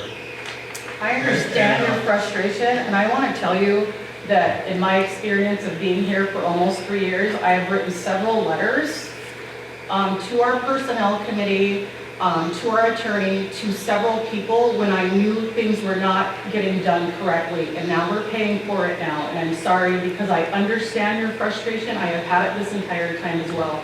That's why I'm telling you, it feels so different right now. We are making so much progress. Things are going where they're supposed to be going, and it feels good. I mean, I feel like things have been all random for the last few years. I'm going to tell the council, I'm not gonna vote for separating these 3 into 3 bank accounts over here. And that's going to be a nightmare. It wasn't, Carl, I think you're losing. We're not putting in that you have to have checks coming out of every account. You just have to be separated so you know where your money's going. That's what that means. It doesn't mean that you're going to be writing 3 separate checks out of every one. It's all done on paper. You don't have to. No, somebody's. If you have a bank account, you're gonna have to Separation of the accounts. I understand, but if you're gonna have a bank account, that means I have to physically transfer money at the bank into those other accounts. That's not going to happen. Well, you electronically transfer. You see them in the other. My point is that. And when you got to pay bills out, you got to pay bills out of that account, you got to have a separate checking account. You just transfer.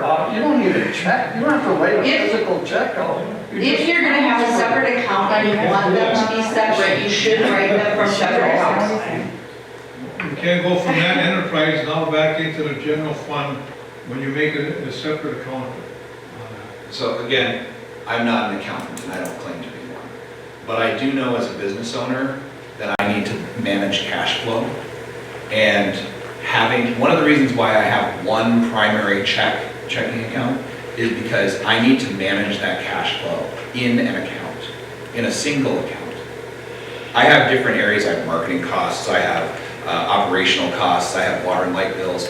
That all has to come out of the same place. If I had multiple accounts, it would create accounting confusion. You have separate accounts with your code. We have a generally accepted accounting practices through our general ledger, and that there are processes in place to allow us to get a report of how much money do we have in our electric fund. It's coded to our electric fund. The problem is we have not had, for a very long time, we have not had the staff that has been able to do this. That's the reason why we specifically, when we brought Lynn in, we specifically went after somebody with an accounting background to help us dig out of this problem. And I'm sorry, but past councils have hired people that have not been qualified to do this job. Right. And that is the reason why we have had constant churn, because they realize that they haven't been able to do the job. And they find that they're above water, and then all of a sudden they leave, and they leave in a mess. And we've had 3 in a row now where it's been mess that's been compounded by a mess that's been compounded by a mess. We've got to get ourselves out of this cycle. And what solves everything, we wouldn't be having doing the correct accounting processes. You're right, that's the difference though, but you're saying Exactly right. the coding is the difference, not a separate bank account. But the coding puts it in separate bank accounts. I'm just using that word, not as concrete. The word separate accounts is like coding it to separate spots. Bob, you asked me if we opened those 3 accounts. At the bank. Meaning, are they being put in separate places? No, you asked me if those 3 accounts at the bank were opened. Yeah. They have not been Are they opened. being separated? They are. Coding. The coding is being separated on our side of the books. You asked me if the bank account was open. They are not open. Is the coding being separated? Yes. And since when? Since January.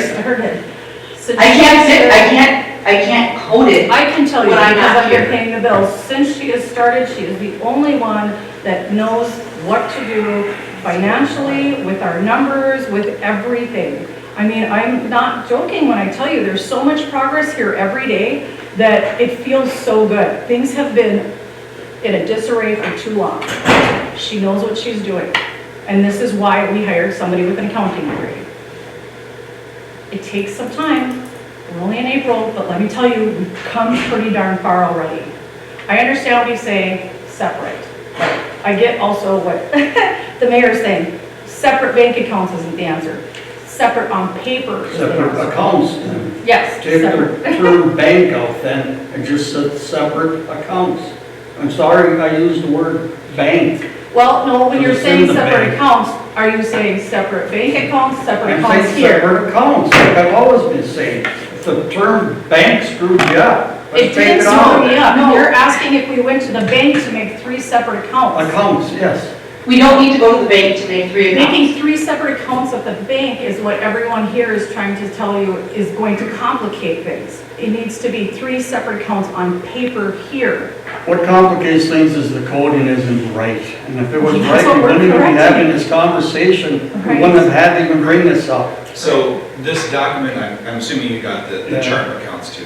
Yes, This is a key, this is a key starting point. Yes, it is. And everybody, every department needs to understand, this is the rule of how you pay a bill.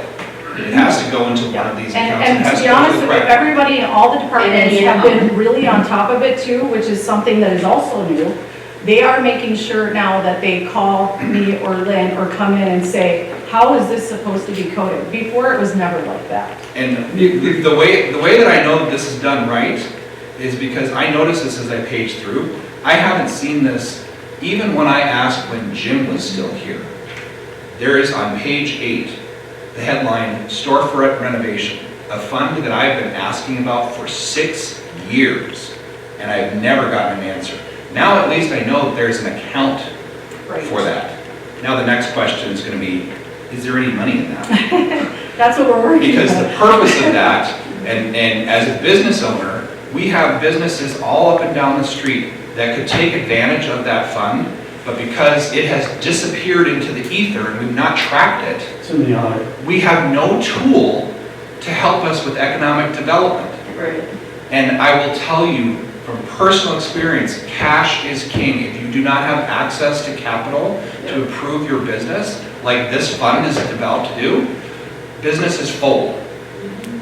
And this is an excellent tool. We have several new businesses up and down Main Street, thank God, that could potentially improve their businesses or expand or provide more services through a fund like this. And I have had inquiries about it. I would caution you that anything that's from 2024 or 2025 may not be appropriately allocated until we go through the audit and we look at it. So I just want you to be cautioned by that because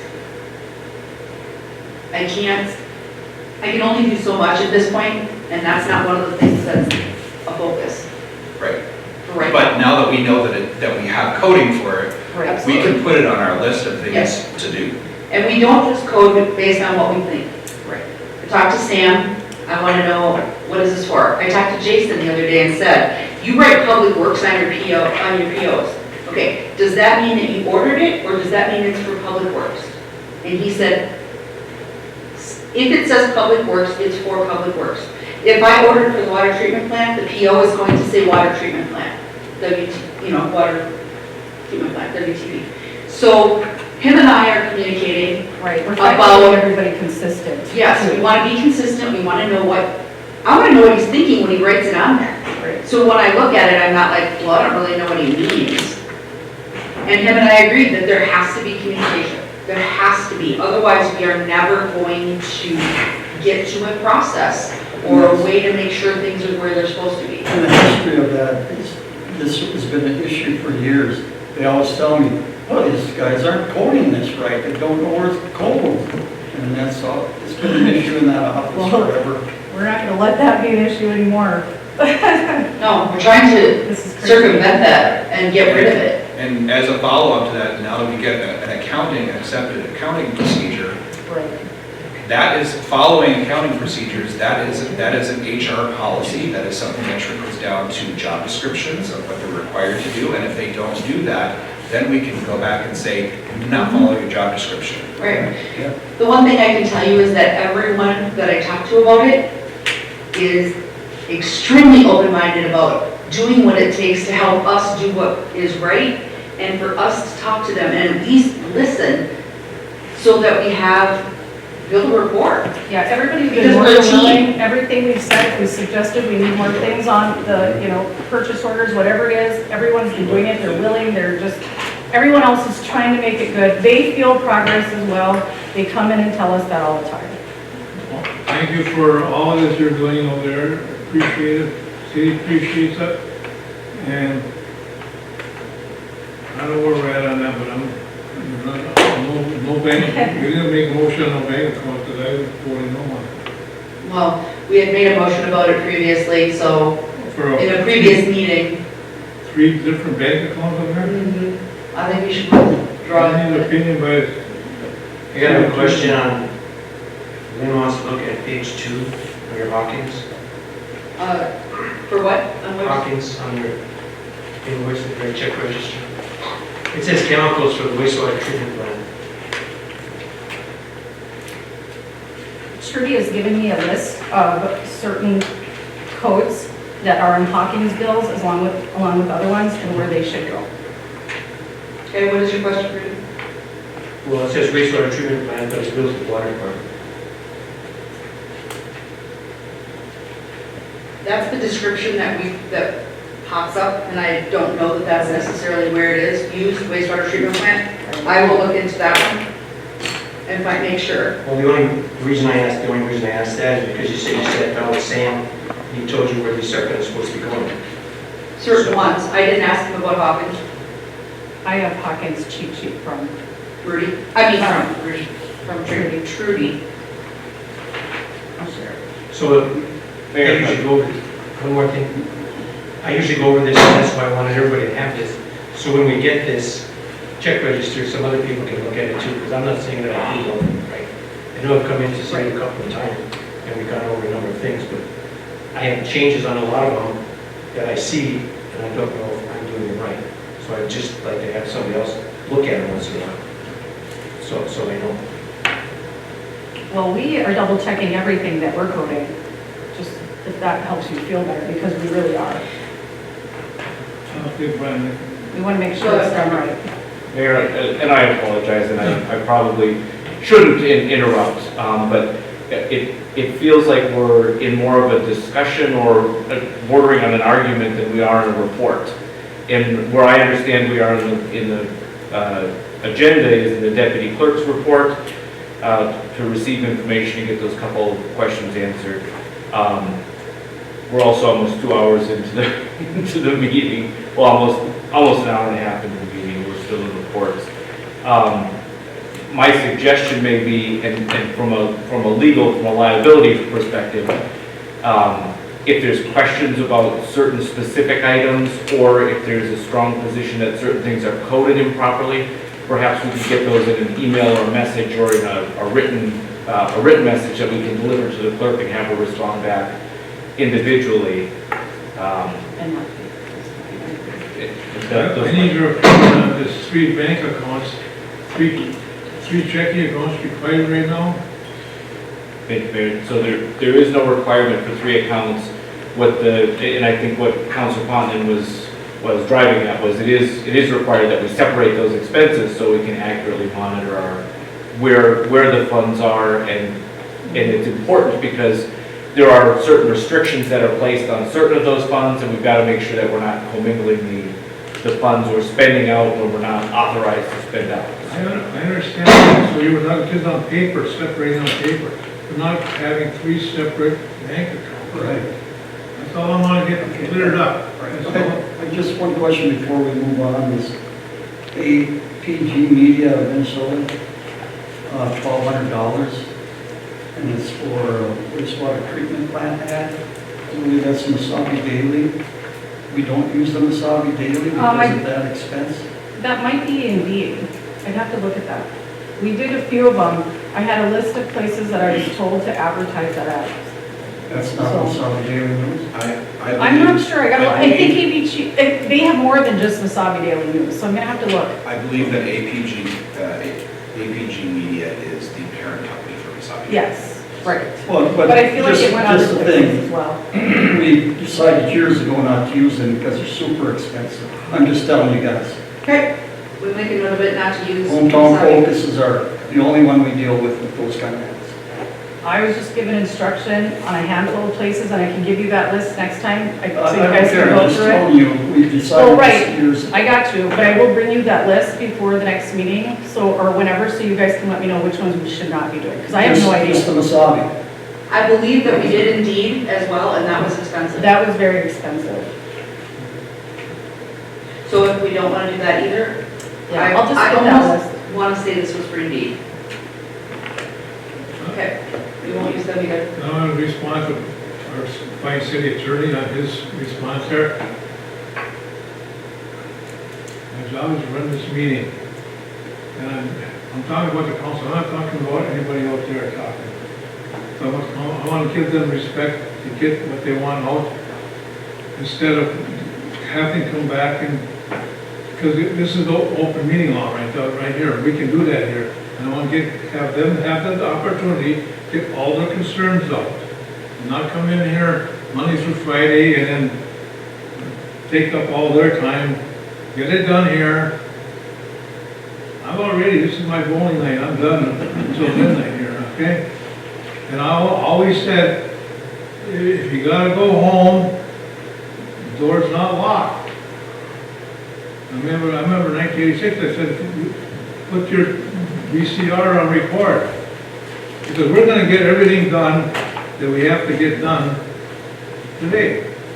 And I know I could cut them off, no, I'm gonna let them have their say until I can get to the point where we're going over and over and over too much, you know what I mean? I'd like to make a recommendation on the specific APG media. Lynn, I think you and I can sit down, because this was a job posting related type of thing. I think there are different things that we advertise for, and we can come up with a recommendation as to what the city policy is going to be when we have to post. When we're posting something that is a meeting notice, that goes to hometown focus. When it's something like a job posting where we need to cast a broader net, I think that's a different conversation, and I think that we should probably treat it as such. Okay. Well, we've been posted for the wastewater treatment plant in the hometown focus. I've seen it for weeks. But you're only going to get the readers of the I know, I'm just saying we've already been posted. Right, that's why I said I do have a variety of places that I posted that I was given, so I'll just send you guys that and then you can use that to try to figure out. So one is a legal requirement of what we are required to communicate to the community, and we've designated hometown focus as that medium. But the other is casting a wide net to attract employees, and limiting ourselves to one publication is not necessarily the best strategy for us to be able to hire personnel. So I think they are two separate questions, and I think we need to have a policy on both of them. Okay, anything else for Lynn, no? None. Check register 4/8/26 to 4/9/26. And then we went through that too a little bit. Are we ready to approve that? I'll move to approve it with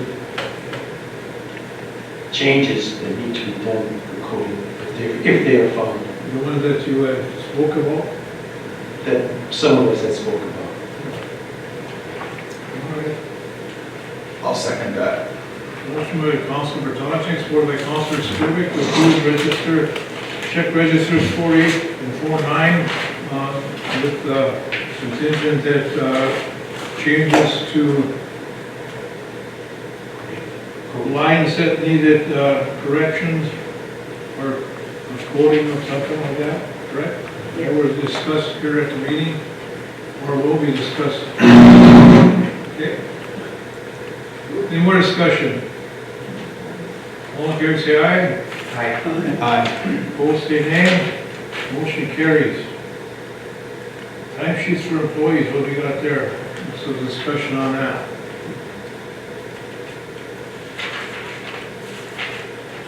No discussion? I think it'd be nice if you could read some of them. I guess we're not supposed to talk about this at this session, so we won't. I'd like to say some things, but I was told not to, so I'm not. Mayor, if I may. Yes. It's, what we should talk about is the intricate details of it. If there are broad kind of overarching comments, I think those may be appropriate, but we shouldn't get into the details of each individual worker's time on a specific date. The That details is of helpful. each, yeah. You can't read it, we can talk about that as you want it legible. If there are trends or if there's overall items, then I think. But individual, what's how much time, what they were doing, blah, blah, blah, no. No, we're not talking about that. Which time sheet are you looking at, Rudy? Jason, it's right here. No name, Don't even, no name.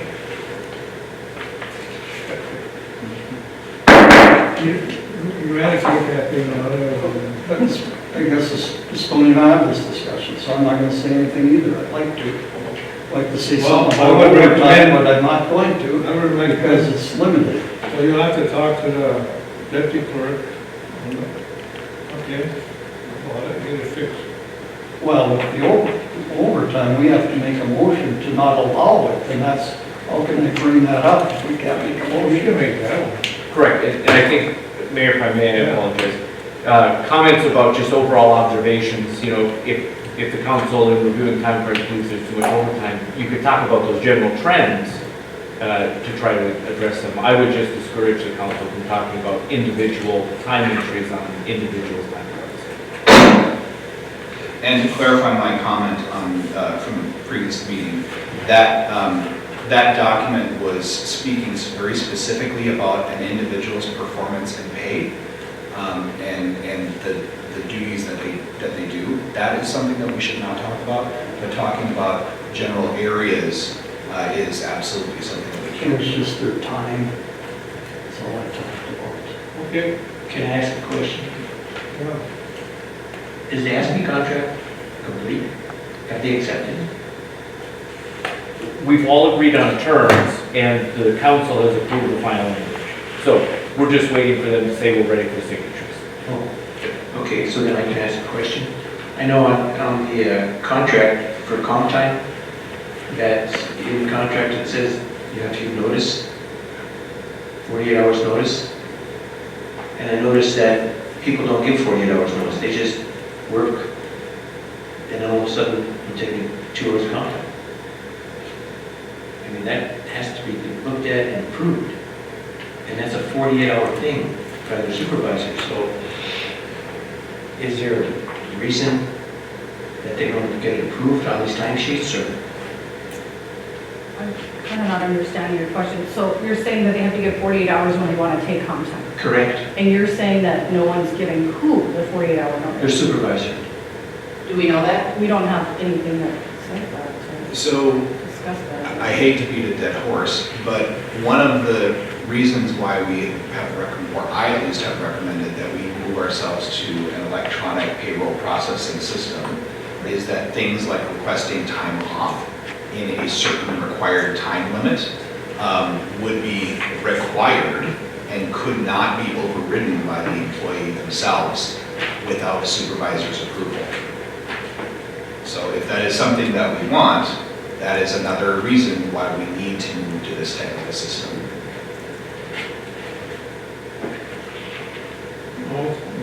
And the reason I asked is because they'll come to work, they'll work 6 hours or something like that, I'll take 2 hours of comp time. Well, if the job wasn't done or whatever it was, or they take comp time for overtime. That would not be allowed with an automated system. You know, on their timesheet, they work their 8 hours and they put in 2 hours of comp time for overtime. Like I said, that would not be allowed with an automated system because we would have system controls that would match what our contracts say must be followed. Well, we don't have that right now, so how do we remedy the situation now? They do go through those timesheets. I mean, what you see isn't exactly the final. She discusses it with them all the time because. These aren't the finals? What I'm saying is, those are everybody's timesheet, but she has discussions with the ADP and Abdo, so they might get paid differently than what's on there because a lot of times people are putting the wrong things on there. It is caught. I have been trying, I go over them and I add them up and I make sure that the time is there. As far as comp time, I don't know that they don't ask Sam about it. Because mostly, the only people that have comp time are public works or wastewater treatment. And I don't know if they ask Sam or they don't. I don't have any idea. And so again, a system. Well, somebody in your office also has comp time too, don't they? No. Well, we're Comp obviously, time. but we don't, I've never just taken comp time. We don't have, none of us have in the I mean, we don't work comp 8 time. hours and then throw in comp time. So again, in a hopeful future world, when we have an automated system that allows this, so right now they may be just having a conversation with their supervisor or sending an email with their supervisor. I'm going to believe that our employees are doing what they should be rather than believing There that is they're not. communication in every department. Right, so I'm going to choose to believe that they're doing the right thing. In a future world, that right thing would be backed up by a log file that says, yes, I, employee, have requested 24 hours in advance to take this time, whether it's 48 hours, that I have requested that and my supervisor has firmly approved it. It's literally a one back and forth, so it's time, date stamped.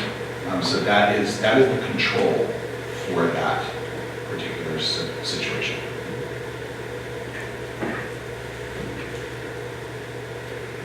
All right, can we move on from timesheets?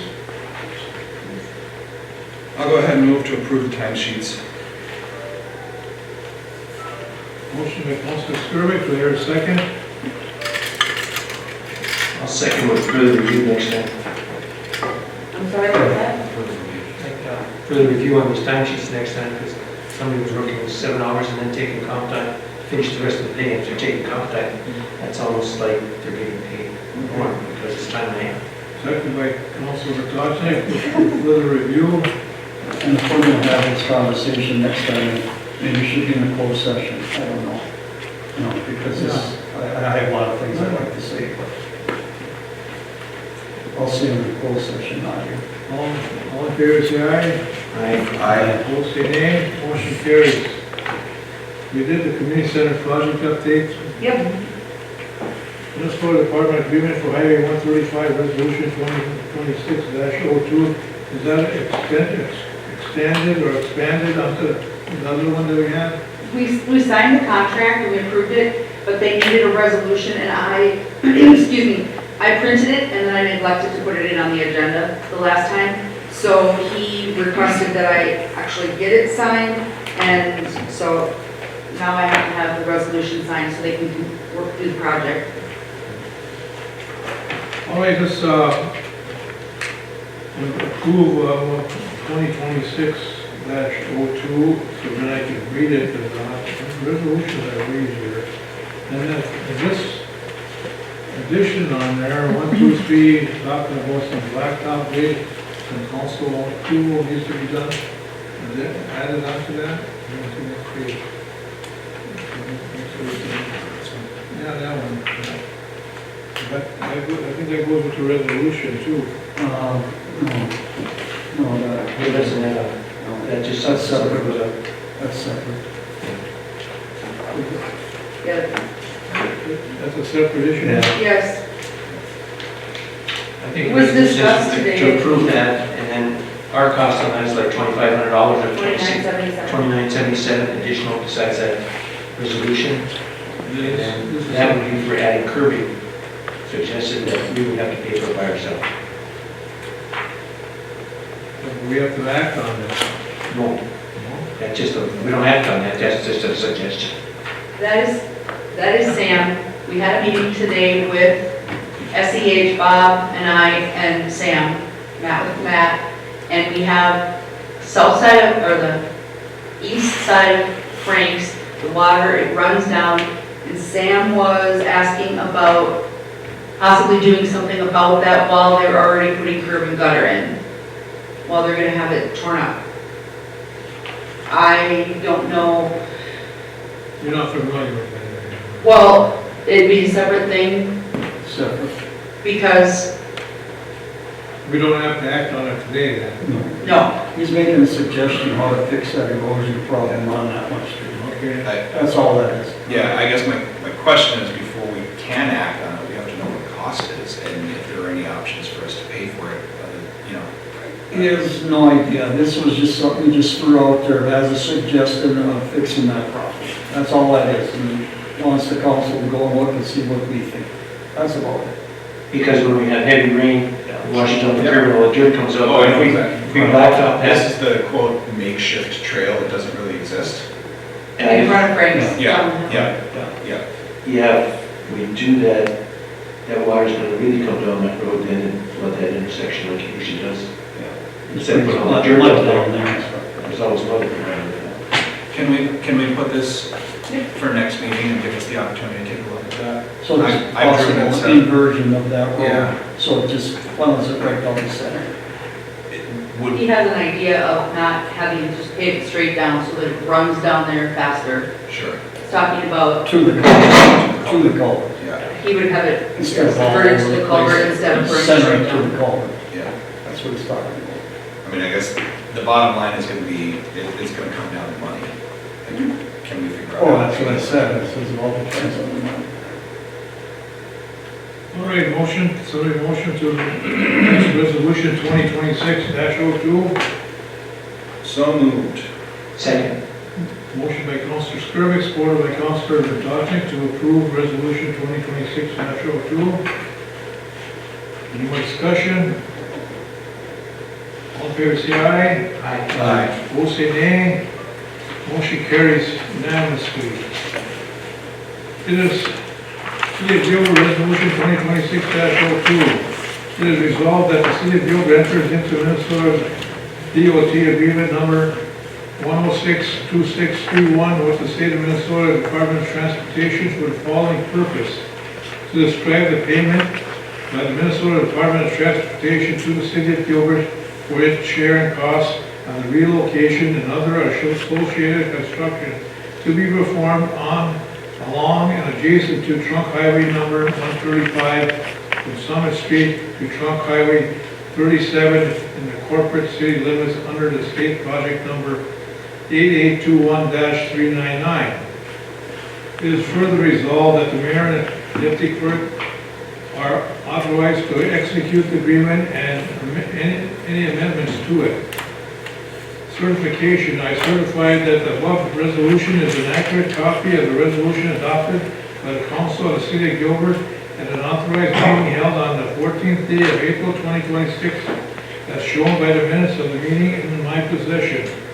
Moved by Councilor Skirvik, seconded by Councilor Vrtajnik. Ayes, Councilor Condon, Councilor Skirvik, Councilor Vrtajnik, Mayor Overstar. Nays, none. Absent, Councilor Redpain. Okay.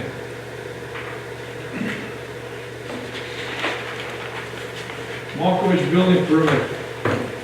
Experience, you know what? I guess we don't have to do nothing with this, correct? That's correct, Mayor. There was some information put forward. The variance that was being sought originally, or that was on the table originally, was a height variance. There was a calculation methodology that was put forward that showed that the height variance wasn't required. We sent that to Mr. Reed, who was the city's, acted as the city's engineer. He confirmed that the method of calculation used by the property owner was proper, and so at this point, we don't need that variance. Very good. Move on. LALS contract. Who's going to update that? I can update it, Mayor. So we're still waiting for a formal response, though. Even though we're still waiting on a formal response, I think it may be prudent for us to at least prepare to have some additional bargaining session dates available so that we can continue the process forward. All right. Do we want to put forth some dates now, or do we want to wait until his response? Mayor, if I may? Yes. I think we could do either. I think maybe the most efficient way to do it may just be to have the deputy clerk circulate an email seeking available times from the council, and then we'll have a couple common times that we can propose if and when the need arises.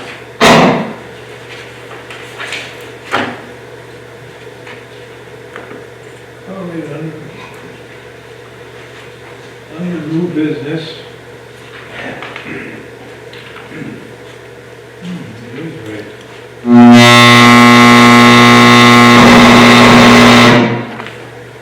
That was mine. Looks like they're getting worse. That was the new one you just gave me. I know, the old one was worse though.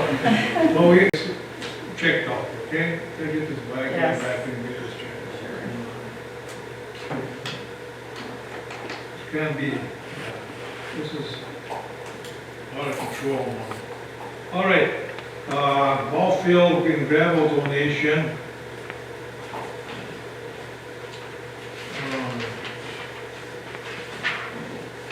It was in the working agenda. Huh? It was in the working agenda, the two donations that we have. Open session? Yeah. Oh, I got. Yeah. What's this other resolution that got here? So the first one is those two that I just gave you, the ball field. And this is this trail board thing, all right. All right, on this number 8, we have 10 and 11, which should be 9, Oh. Is it 9 and 10? 9 and 10, it's not on the, look on the new business, it says 10 and 11. Oh, yeah, I did change it, I don't know. Number 11 is the resolution for the joint 18. powers trail board. Yep, I did change it and I don't know why it's not on this copy. Because I saw that, okay. Some reason, they did this already. 10 and 11. Well, this is 2021 I got here. No. That's just showing you what it was. Yeah. Okay. All right, we got some donations we have to act council on, and before I start this thing, I got a question.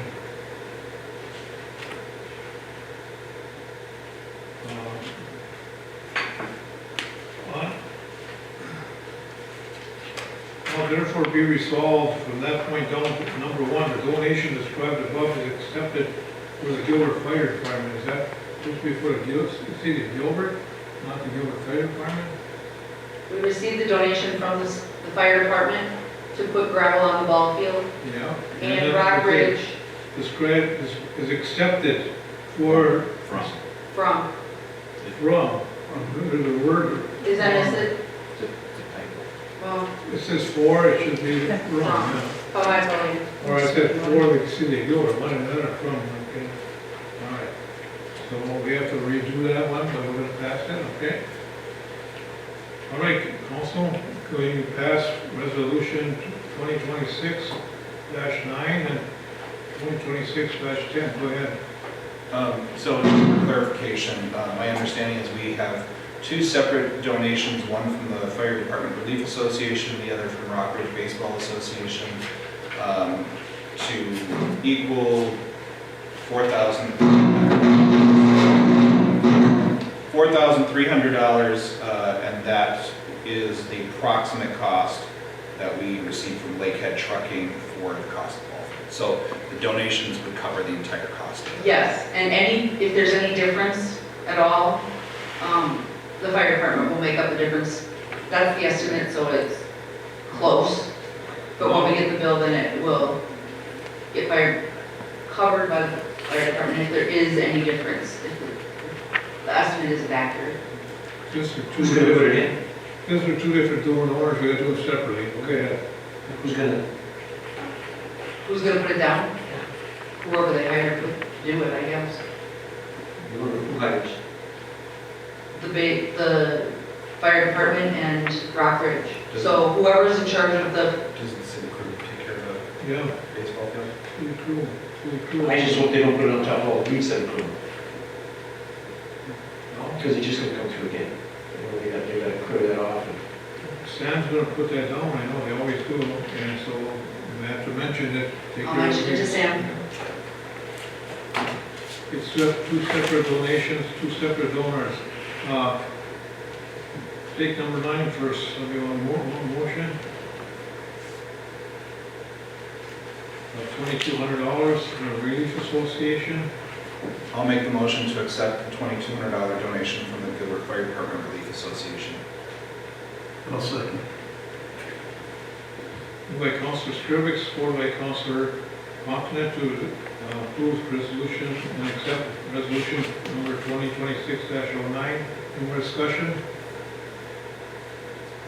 All in favor, say aye. Aye.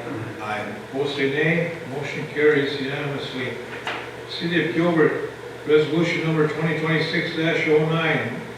Resolution accepting donations. Whereas the City of Gilbert is generally authorized to accept donations of real and personal property pursuant to Minnesota Statute Section 465, period 03, for the benefit of its citizens, and whereas the following persons and entities have offered to contribute the cash amount set forth below to the city, name of the donor, Gilbert Fire Relief Association, donations from the fire department to purchase gravel for the ball field in an amount of $2,200. Whereas the city council finds that it is appropriate to accept the donations offered, therefore being resolved by the city council of Gilbert, Minnesota as follows. The donation described above is accepted from the Gilbert Fire Department. 2, the city deputy clerk is hereby directed to issue a receipt to the donor acknowledging the city receipt of the donor's contribution. Adopted by City Council of the City of Gilbert on April 14, 2026. Thank you. Done. All right. We have another amount of $2,100. Resolution 2026-10 from the Rock Ridge Baseball Association to purchase more gravel for the ball field. I'll make a motion to approve the Rock Ridge Baseball Association donation in the amount of $2,100. And I'll second it. Motion by Councilor Skirvix, supported by Councilor Condon to approve resolution number 2026-10. Any more discussion? All in favor say aye. Aye. Aye. Opposed say nay. Motion carries unanimously. City of Gilbert resolution number 2026-10, resolution accepting donations, whereas the City of Gilbert is generally authorized to accept donations of real and personal property pursuant to the Minnesota statutes, section 465, period 03, for the benefit of its citizens, and whereas the following persons and entities have offered to contribute the cash amounts set forth below to the city. Name of the donor is the Rockbridge Baseball Association for specifically for the purchase of gravel for the Gilbert ball field in an amount of $2,100. Whereas the City Council finds that it is appropriate to accept this donation offered, will therefore be resolved by the City Council of Gilbert, Minnesota as follows. The donation described above is accepted from the Rockbridge Baseball Association to the city of the city deputy clerk is hereby directed to issue a receipt to the donor acknowledging the city receipt of the donor's contribution, adopted by the City Council of City of Gilbert on April 14, 2026. Done. All right, that's done. Clerk search. What's going on with that? So we have a fairly thick packet provided to us by DEA Human Resources Inc. This is the same search firm that most recently conducted the search for an administrator in the city of Wabac. I actually am going to recommend, since we did not have enough time in our work session to have conversation about this, I think this is something that warrants some discussion. I'm going to actually move to table this to our April 28th meeting and subsequently have the timeline listed in here adjusted to account for that delay. The work session? The work session for our April 28th meeting. All right. Motion by Councilor Skirvik. Do I hear a second to table this and bring it up at May 28th? April 28th. April 28th.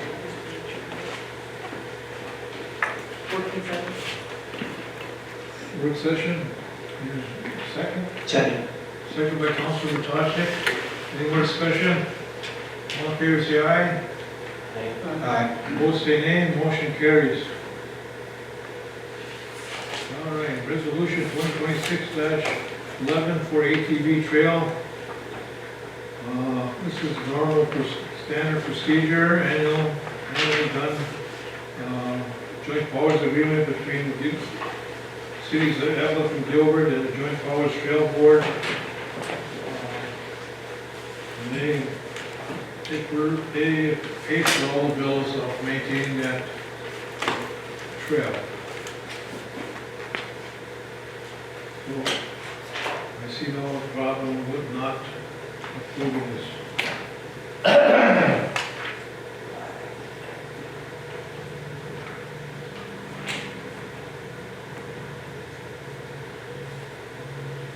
I'll go ahead and make a motion to approve resolution 2026-11. There's a motion by Councilor Skirvik to approve resolution number 2026-11. I'll second it. Second by Councilor Compton. Any more discussion? All in favor say aye. Aye. Opposed say nay. Motion carries unanimously. City of Gilbert, resolution number 2026-11, resolution continuing sponsorship of agreement between the cities of Evelyn, Gilbert for a joint powers trail board. Be it resolved by the City of Gilbert that the joint powers agreement between the cities of Evelyn and Gilbert, Minnesota and Gilbert, Minnesota as to the Evelyn Gilbert joint ATV/ORV/snowmobile trail board shall be continued as follows. Effective immediately and to continue for a period of 5 years. The general purpose of this resolution is for continuous support of a Joint Powers Trail Board to sponsor at the Genoa and Mesabi Mountain ATV OHM snowmobile trails between the city of Everett and ATV Park located in Gilbert. The parties hereby respectfully delegate to the joint board that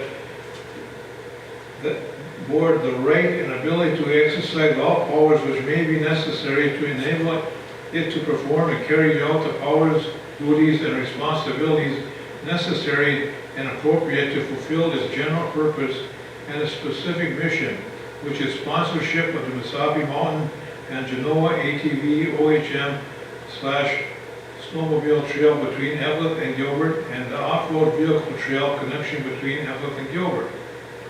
It is anticipated that the primary source of the funding shall be state grants and monetary contributions from the ATV / OHM / snowmobile / off-road vehicle trail users. It shall be the primary role of the City of Everett and the City of Gilbert to secure grant funding. If such grants cannot be secured, cities will consider making contributions to fund the joint board. Any contributions of the cities of Everett and Gilbert shall be equal. Now therefore be resolved that the Gilbert City Council approve the continued support of the Everett, Minnesota, Gilbert, Minnesota, Mesabi Mountain and Genoa Trails and Joint Powers Trail Board. This resolution is in effect April 27, 2026 through April 27, 2031. Adopted by the City of Gilbert, City Council of the City of Gilbert on April 14, 2026.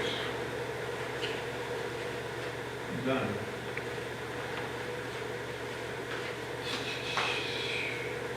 Charitable gambling ordinance.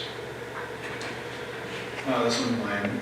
Thank you, Mr. Mayor. So this was the charitable gambling ordinance, which would essentially establish that a percentage of the profits of charitable gambling within the city limits of Gilbert be directed to the city, a fund that's under the city's control to be used for charitable purposes for local charities. There are specific guidelines as to which charities could qualify for such funds, but certainly entities like the 3rd of July Community or 3rd of July Committee, the 4th of July activities would certainly be there. We would also be able to allocate these funds for people who approached us for getting fees waived at the community center for things like Girl Scouts, Boy Scouts, and other entities like that. The only question that I have is for the city attorney on here.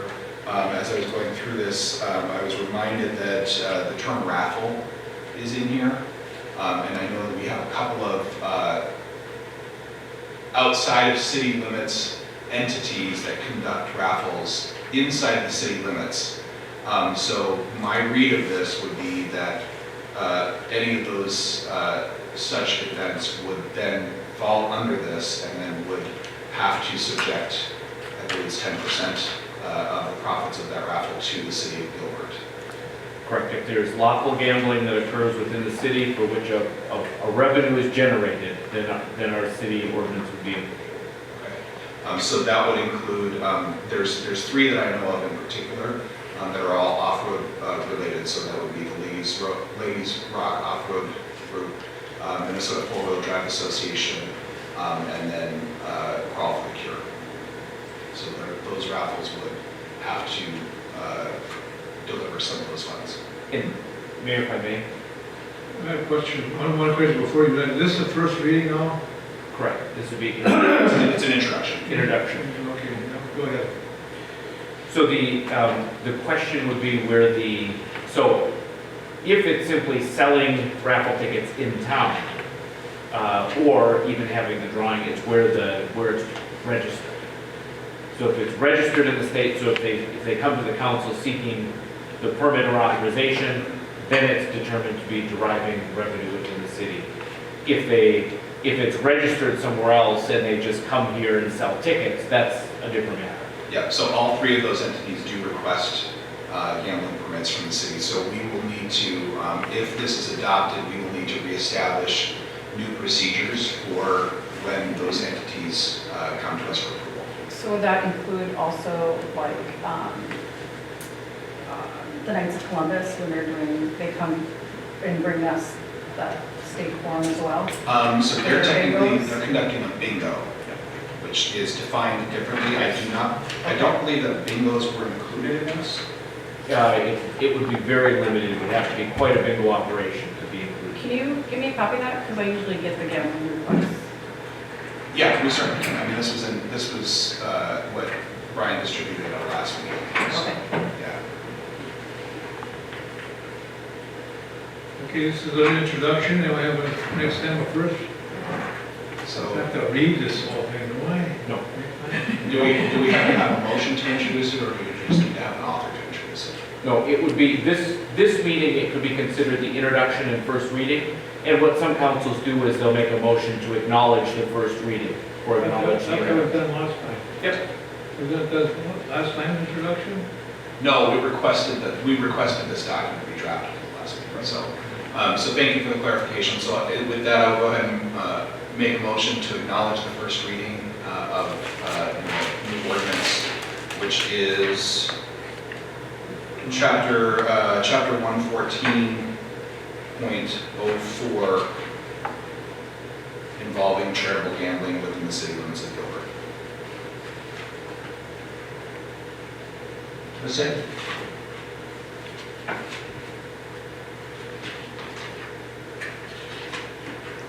I have a question.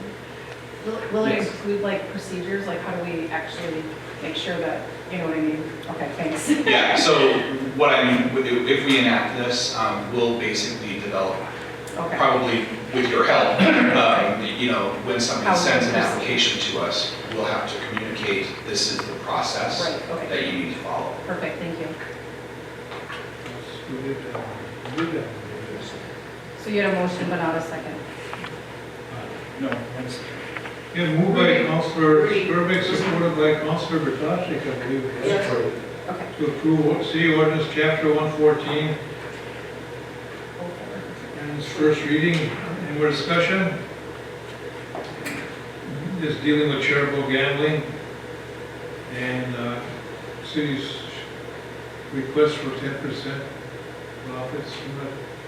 Any more discussion? All in favor, say aye. Aye. Aye. Opposed, say nay. Motion carries unanimously.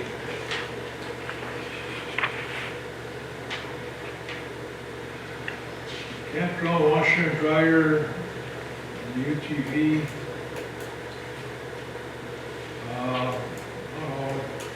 Again, I'm okay with doing all that, but I guess there's a lot of work to be done, electrical work and plumbing work and all that kind of stuff.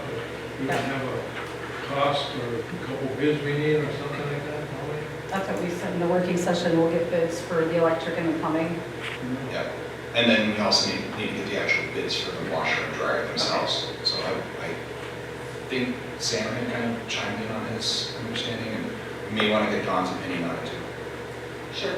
I'm gonna talk to Dawn, I'll get some information from her. Yeah, I think she's here this week.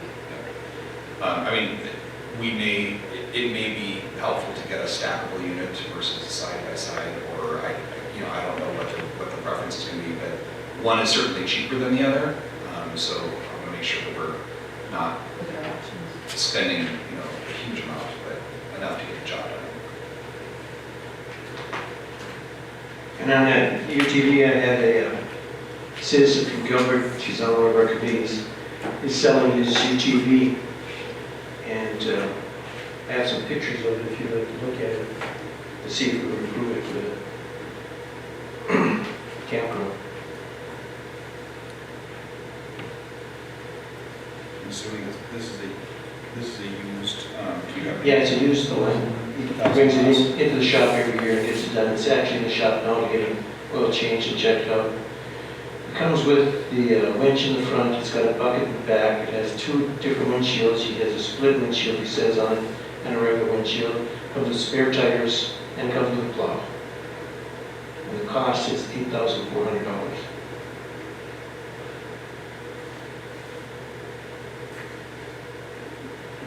Good deal. Huh?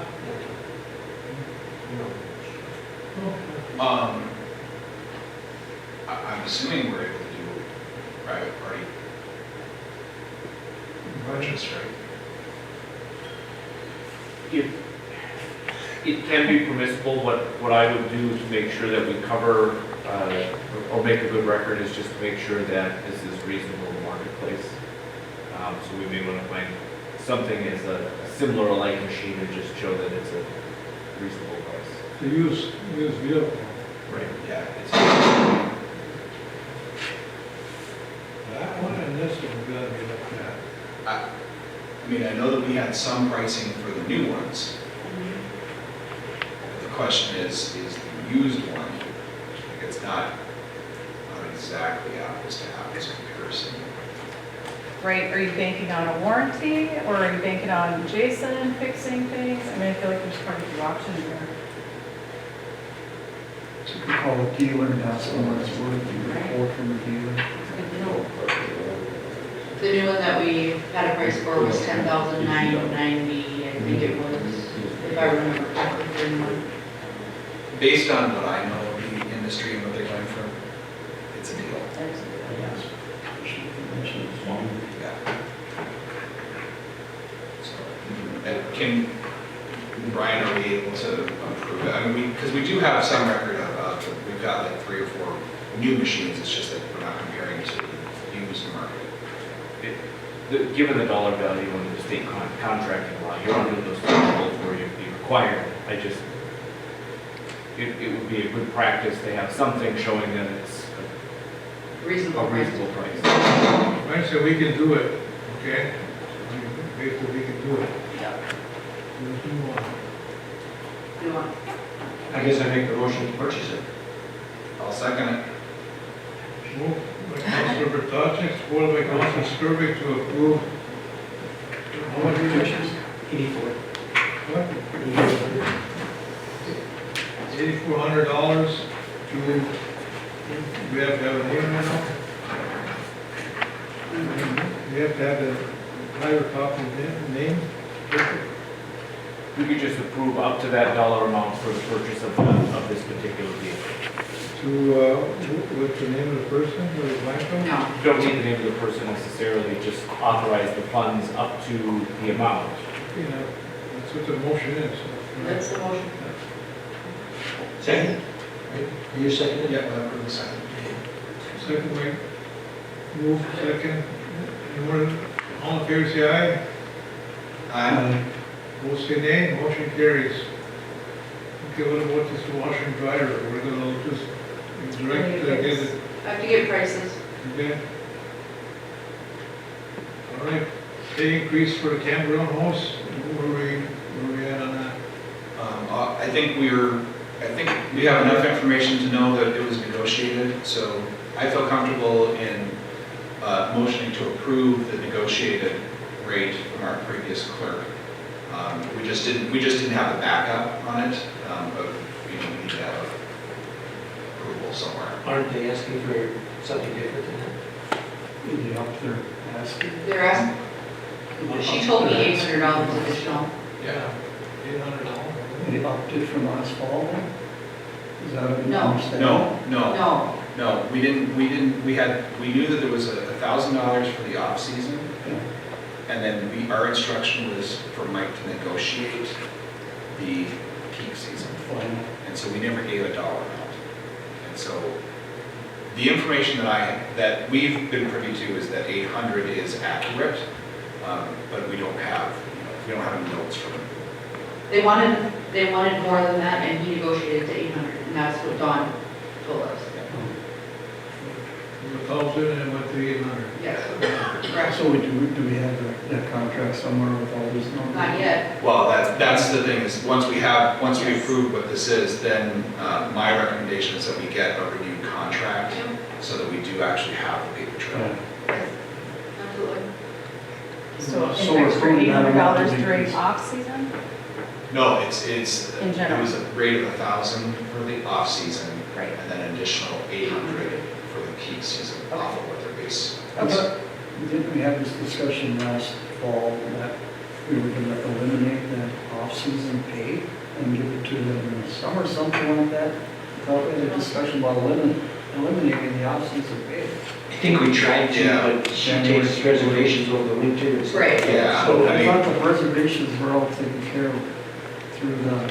the, She still has stuff to do on. yeah, the reality of the workflow is that, you know, I mean, November, December, there's really not a lot to do. But it really ramps up. But it really ramps up very quickly. As soon as they turn the system on in January, they're taking phones. And we get numerous they're calls monitoring. here too that we relay to her, so I know she's Yeah. getting calls. So it's, you know, basically, once you hit January, it's January, February, March, April, and they're doing the work of the city. Because I know we had this discussion. Yeah, yeah. The only question, and we can certainly revisit this, because I think the contract we had running through the end of October. So if we keep that same term, when we get to the backside of the season, we can talk about what's appropriate to do for November and December, because those are really the 2 months that are really in question, where there's not, you know, quote, a lot of work being done, so we can potentially reopen that for discussion.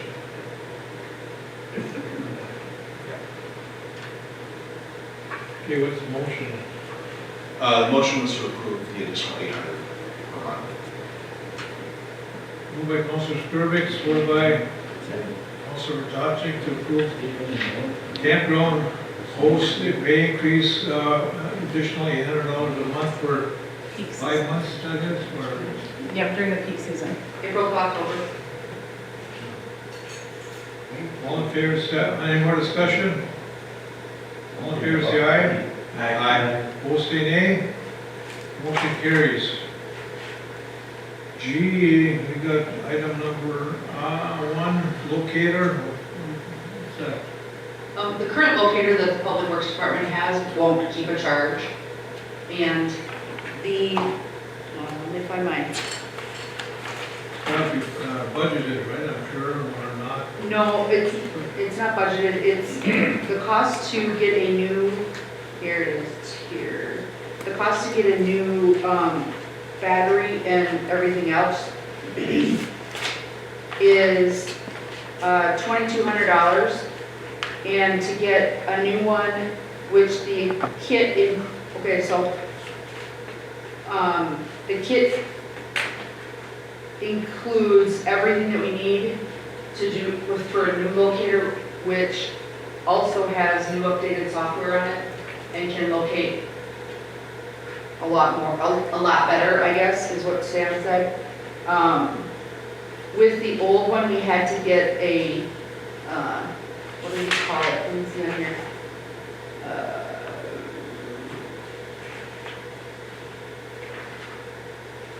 Okay. It had to have an attachment or something else added to it. This new one has that included in the price. And the new one has product support for life and training. So I think Sam, he told me how long he had the other one, and I don't remember exactly. I could find my note and tell you. And it's still okay, what?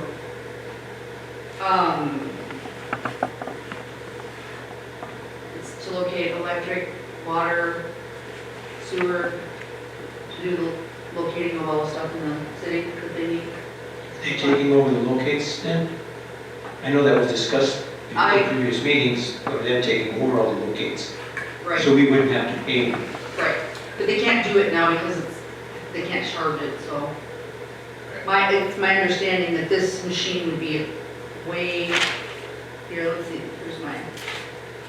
What was the price for the new one? 50, or 6,000-ish. It says, it won't take a charge, and the transmitter cost for a new one will come out of water, sewer, and electric. It would be split between the three. So that they would be taking care of all the locates. I mean, I would assume that would be the case. Yeah. I mean, is there a second quote on it? Is there a second bid on that? Or is there another locator? Is that the only? Well, he got a quote to get a new transmitter, and then the guy's like, well, I'll give you a price for a new unit. I don't know, I can ask him to get another price for a locator. Yeah, I'll table that until we get Yeah. a second bid. I guess, I need to look up what kind it is, because I did a lot of looking, so. yeah, and so I have. It tells you on here what it is, on the working session, and there's a invoice that tells you about it. See that. Yep, it's in there. I have a motion by Councilor Patache to table. Before we table, I would like to ask for additional clarification on how that locator is going to be used. Is the intention that that is used for city public works doing location of city needs to dig? Or is the intention for when somebody calls go for one, for any of those locates to go through cities to the city to do those locates?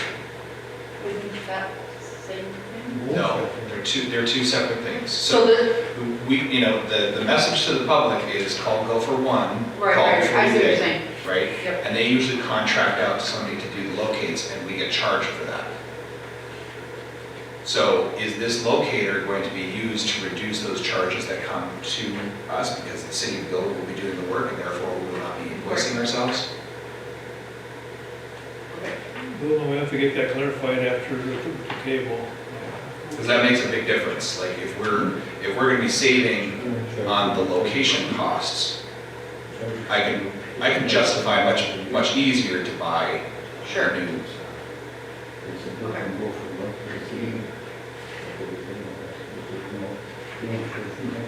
And then should we get another, have them get another quote on another one then too? If we can. You want a different machine, or you want another company for the same machine?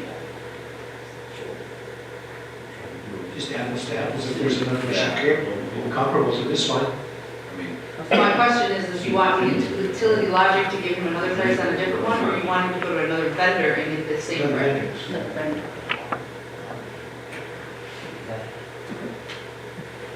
So this new one's like 3,500, right? 5960. What's the secret? That's if they replace just that battery. Just the part. transmitter yeah. Transmitter, yeah. to charge it? Or, yeah, because of the trans, it won't charge. I mean, That's a new one. if we're going to be saving. Where are you, 33,000? Right here, there's two of them together. Yeah, one's 2,200.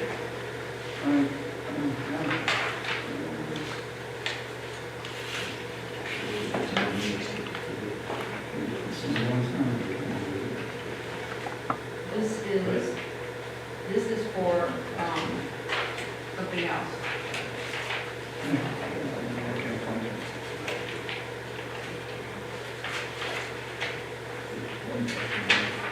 So Rudy made a motion to table, so it's still.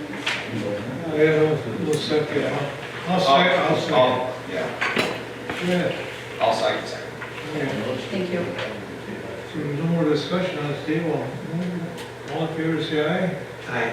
Aye. For table. Okay, large trash and pickup, leaves and brush pickup. Now we gotta pick a date. We get the date now, or? Yep, it's on there. That's just what he's asking for approval for June 1st through the 5th. June. First and fifth. Yep, and this will go out in the, No, that's the large trash pickup. Oh, that's what you just said. Yeah. Leaves and brush. I was thinking it was separate. Okay. Okay. Can we get a motion to approve the dates of large trash pickup, leaves and brush pickup for June 1st through June 6th, 5th? I will move to approve the dates of large trash pickup. Including leaves and brush. All this stuff here, large trash, leaves and brush. Would that include the stuff at the cemetery? The big brush piles they have at the cemetery? That's- They would put in brush. We can do it anytime. that, yeah, this is just for This is more residential. residential. Yes, for residential, but as long as everybody owns them. We can Well, do you that can any day of the have week. I mean, I think cemetery, that's So, I mean, we can do that anytime we want. So we have, Now we know we gotta do it. the only way you have to do it, so when you get done with this one, they can do that. Sure. Okay, Yes. because people are bringing stuff up there and dumping it, it's like the extra space at the campground where they park, people start dropping some brush I out don't know the there. people up there, but that's still on our property, we gotta do it. Correct. So I have a motion by Councilor Skirvy, I have a second by Second. Councilor Vrtajnik for large trash pickup, leaves and brush pickup, citizens on June 1st to June 5th. All in favor, say aye. Aye. Opposed, say nay. Motion carries. Window replacement. Let me take portable restrooms first, but then I'll get on windows, and we're gonna keep talking about windows a little bit. Okay, portable A1 sewage, just like last year, I just had that.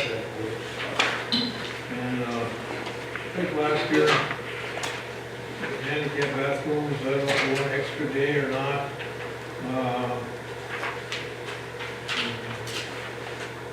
A1, $185, no extra day, you don't want extra days, I don't know if we had extra day service. Another day to clean up that thing. You do already in the job 1 day a week, every week, 85. And the damage waiver, I don't think we did that last year, we let that go, $8 per month. There's That two, was pretty there's good. two estimates. Huh? There's two estimates. According to John, yeah. And it's a little bit higher. I do know that the damage waiver was always signed until last year. That last year was our first year that we did it. Yeah, I know. And we didn't have any damage. Not that I'm aware of, we have not, I You mean, get charged. from the billing standpoint, we did not have to pay for any damages, right? Again, it's only $100 for the handicap one, but if you have an extra day, it's 110. So which way you gonna leave it at 110? 100 for 1 day checkup, or a 2 day checkup at 110, right? It's for the month, right? Huh? Per month? 2 a week. Yeah, these are per month.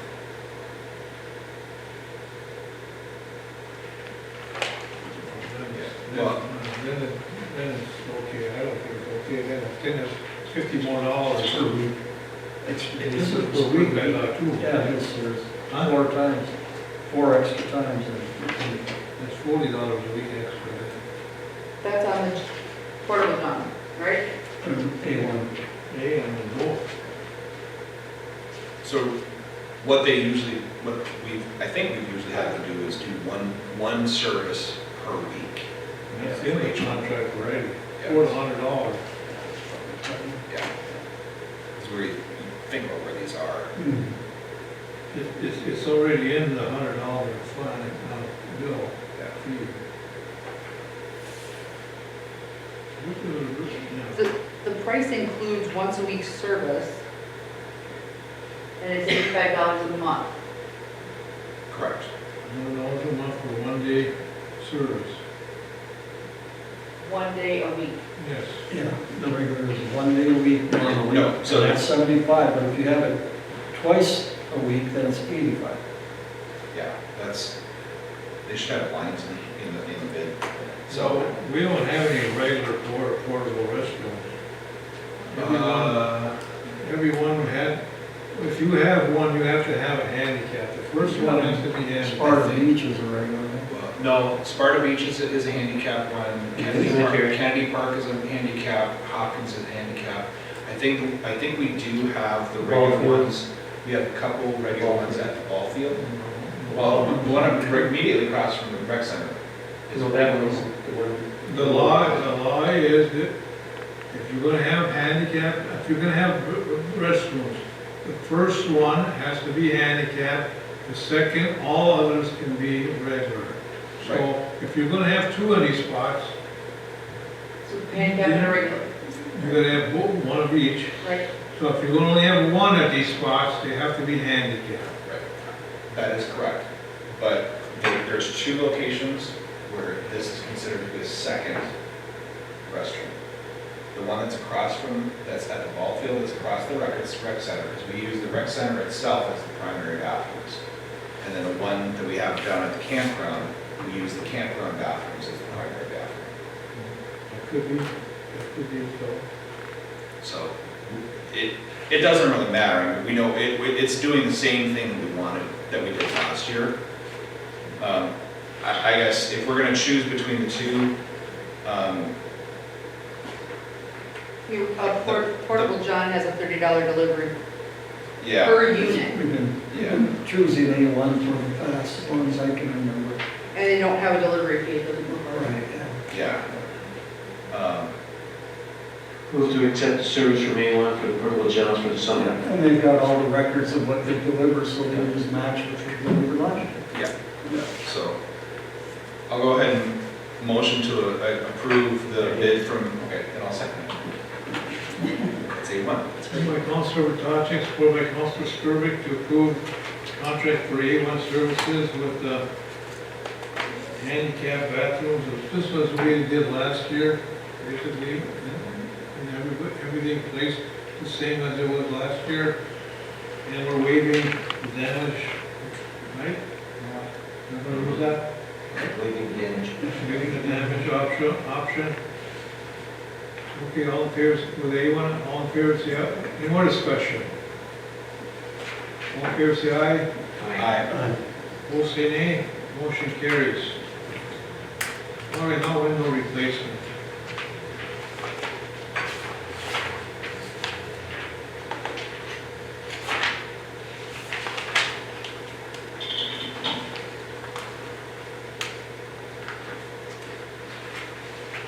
We were talking earlier at the roof concession that has to be done,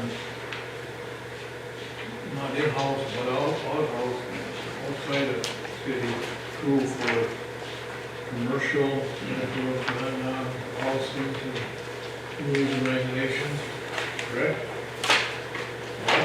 I think it's just a good policy, it's not mandatory, I believe it's a good policy. And a licensed commercial installer, That's fine with me. We need a second quote too, didn't we? then it has to be rebid, because I believe this was just going to Porky's or wherever Marvin windows are offered, and that was There's just, no labor involved. they were just the windows themselves. No? Okay, we got I think it has to be rebid by commercial installers, suppliers. And I know Arrow Auto does it professionally, and Johnson Glass we use for our, so if you got those 2 bids, maybe that would be sufficient.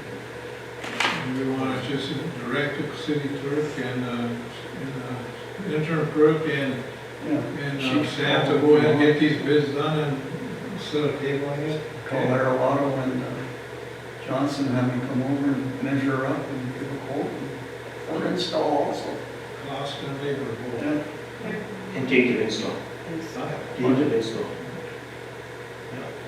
Yeah, and when they can be installed, right? That would help. Okay. Parcel split for all fee, and what are we supposed to do with that now again? We're gonna find out why exactly he's splitting it, because we have different, like he can't just have certain buildings. Okay, we're gonna skip that then, when we get that information. We're gonna get information, yeah. Well, now I'm gonna ask the deputy clerk to rattle off our additions. Yep. I'm gonna go with my other. 5 or whatever they are. Yeah. I'm gonna go with my other packet because I told him I didn't want to hold on.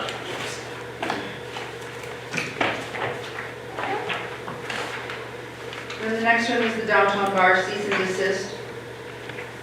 Do you want me to tell you all of them or just go with one first and then?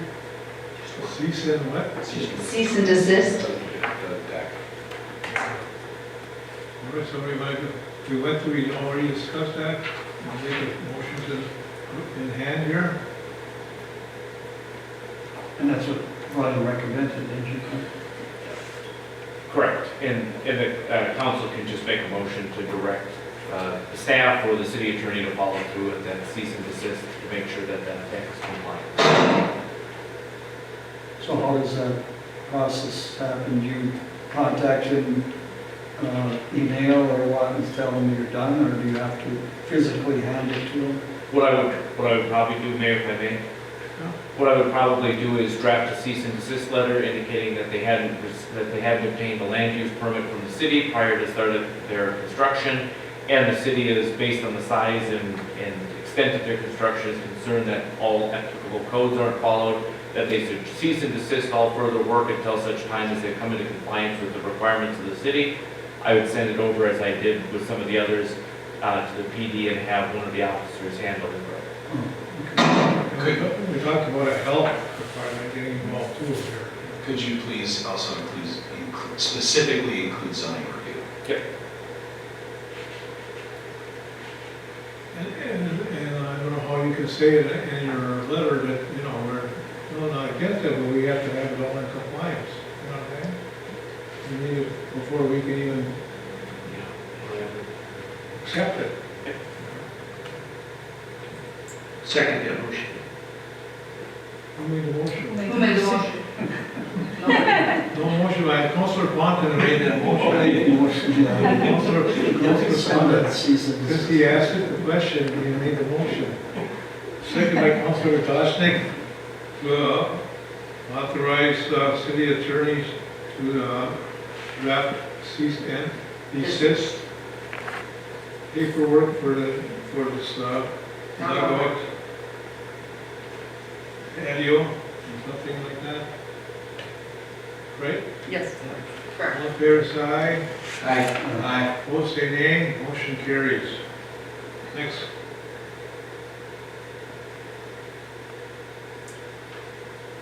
Campground, but we've resolved most of those issues. Okay. So, I have one question on the campground. yes, On page 3 of your check register, it says campground hydrant replacement heads for $15.95. What are those? Hydrant replacement heads. That's what they That- called it on yeah. Menard's receipt, Yeah. but, Yeah, it's a faucet. yeah, it's a faucet. That's just, like I said, I don't know why it was worded that way, but on our PO, it does say faucet. How many did they buy? I'd have to go look, I'm not sure. Quite a few, $1,600. right? Did they get the I wonder if those are the spigots. Yeah, I'd have to look. type of spigot? Is it that one? Or? They're the ones that you wanted to replace? Yeah. The one I want to replace, I didn't say what kind, I just said maybe it can be replaced.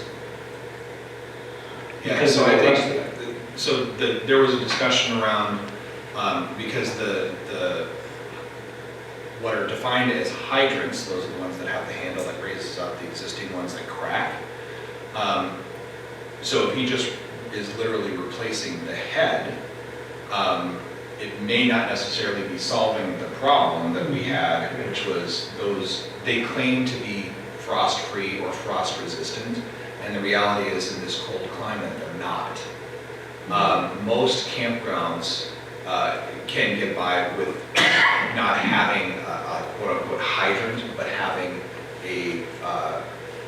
basically a shut-off valve, just a valve on the spigot. Like a quarter turn valve? Yeah, a quarter turn valve. We had some of those down there. Do it. Some of those are, some of those aren't. Yeah, the requirements that need to be met is the discharge of the water riser needs to be 24 inches above the ground, and they need to have an anti-siphon attachment to them.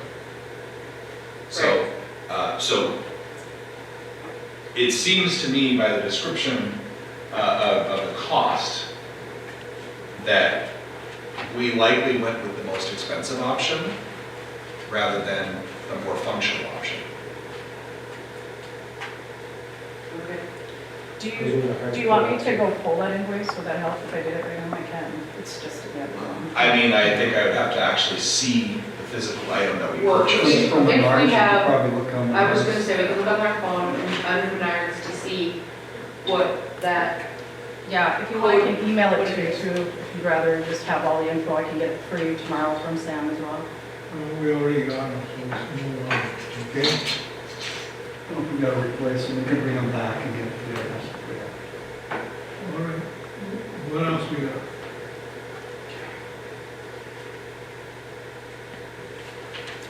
That's what we want. That's your first thing. Yep. What's the next agenda? the second, Public Works is what I have there, which we had on Public Works, the window, replace the locator, portable restrooms, well maintenance. We have an estimate in the working session for the well maintenance from Feinwell or Feinwell. Yeah. And this is who they've used for a long time, and they've really done a great job, according to what Sam said, and they would like to continue to use that particular vendor.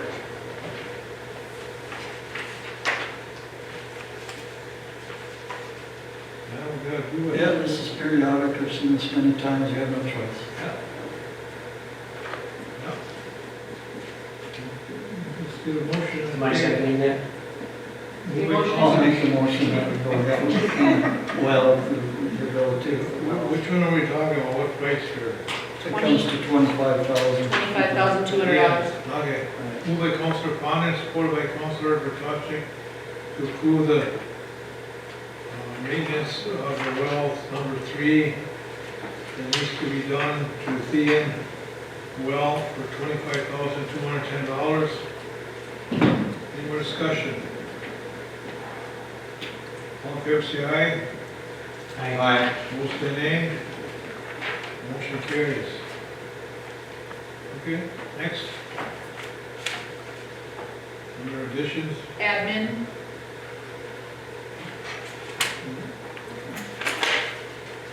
Under admin, we have the vacation schedule.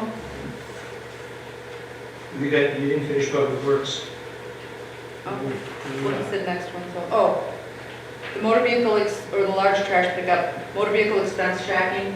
We are tracking the expenses. Jason is giving Marion a list of what he buys for which vehicle, and we're keeping track of that in the office. Is it a 3-ring binder? Yeah, I just have it in a 3-ring binder. We have made a spreadsheet. I have had 0 time to put it in there. I put together a spreadsheet on one of those also, how to keep track for it and total amounts and stuff like that, and what he does. And keeping track of it is a matter of how much time he spends on each one of those also. Okay. Because it's a cost to the vehicle, his time, he's getting X amount of dollars per hour, and he spends 3 hours on something, that's a cost of the repair of that vehicle. So we should add that to his papers to put how much time? Okay.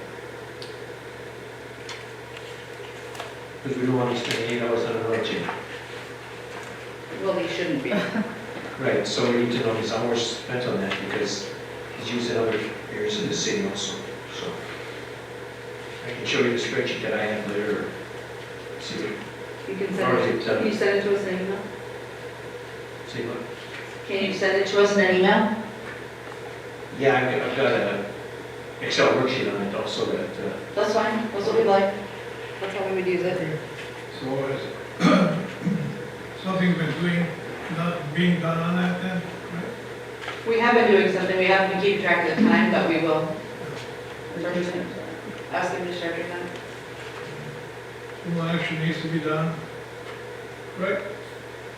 Okay, we have flow meter replacement, did we do that? No. The flow meter replacement is included in, there's a quote, this is the same one. Oh, this is actually, okay, so the first quote is to fix it, and the second one is to replace it. Replacing it is only a couple $100 more, and it's basically worn out. To fix it would be not the best use of money. If you're gonna spend $3,000 to fix it, and $3,500, or $3,100 to fix it, and $3,500 to replace it, it seems more cost effective to replace it, since it's older. It's in the working session after the quote for the well. And then the large trash pickup is there, and then it's the quote.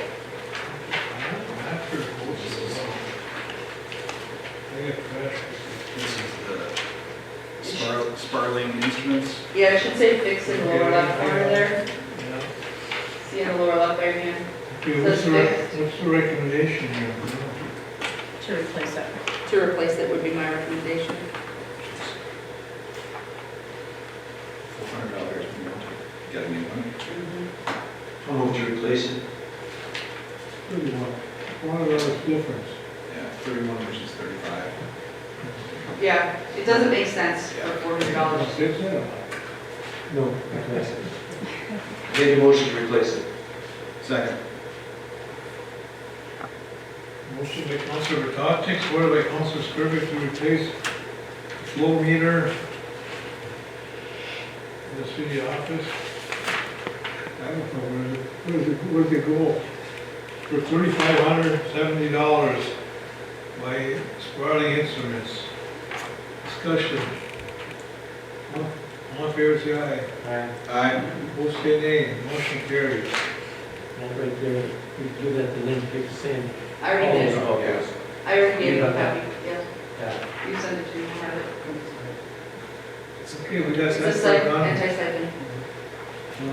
One thing that we didn't, I want to go back and say, the campground, you want to take the campground, we didn't talk about, I was thinking of the campground, they have that little building down there, right off the road, off Sugar Forest Drive, and they have that little building, this is what's in that building. And I don't know what it is. What is that? This is what's in that little building, and they only have a little latch on there where anybody could open that door and follow that hole. that's in the campground? That's in the campground.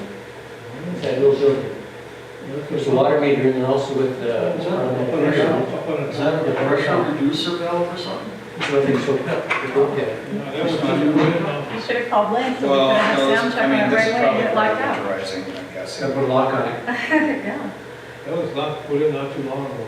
That's been in a while, it's rusted. There's water in the bottom of that hole. Quite a bit of water.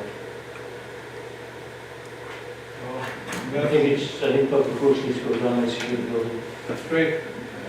Lynn, you know Got that? it, right here. All right. What's this bank balance? One last item in campground. What are you gonna do with that bank balance? Rudy wanted that on there, so I provided it. That's not happening. Okay. So, according to what you provided from the bank, there's a $628,579 and 12 cents balance specific to the campground. Correct. Lynn and I have talked about this several times. What our past practice has been is usually in October, November, December timeframe, there's a motion by the council to transfer money from that account. It's usually about $150,000 to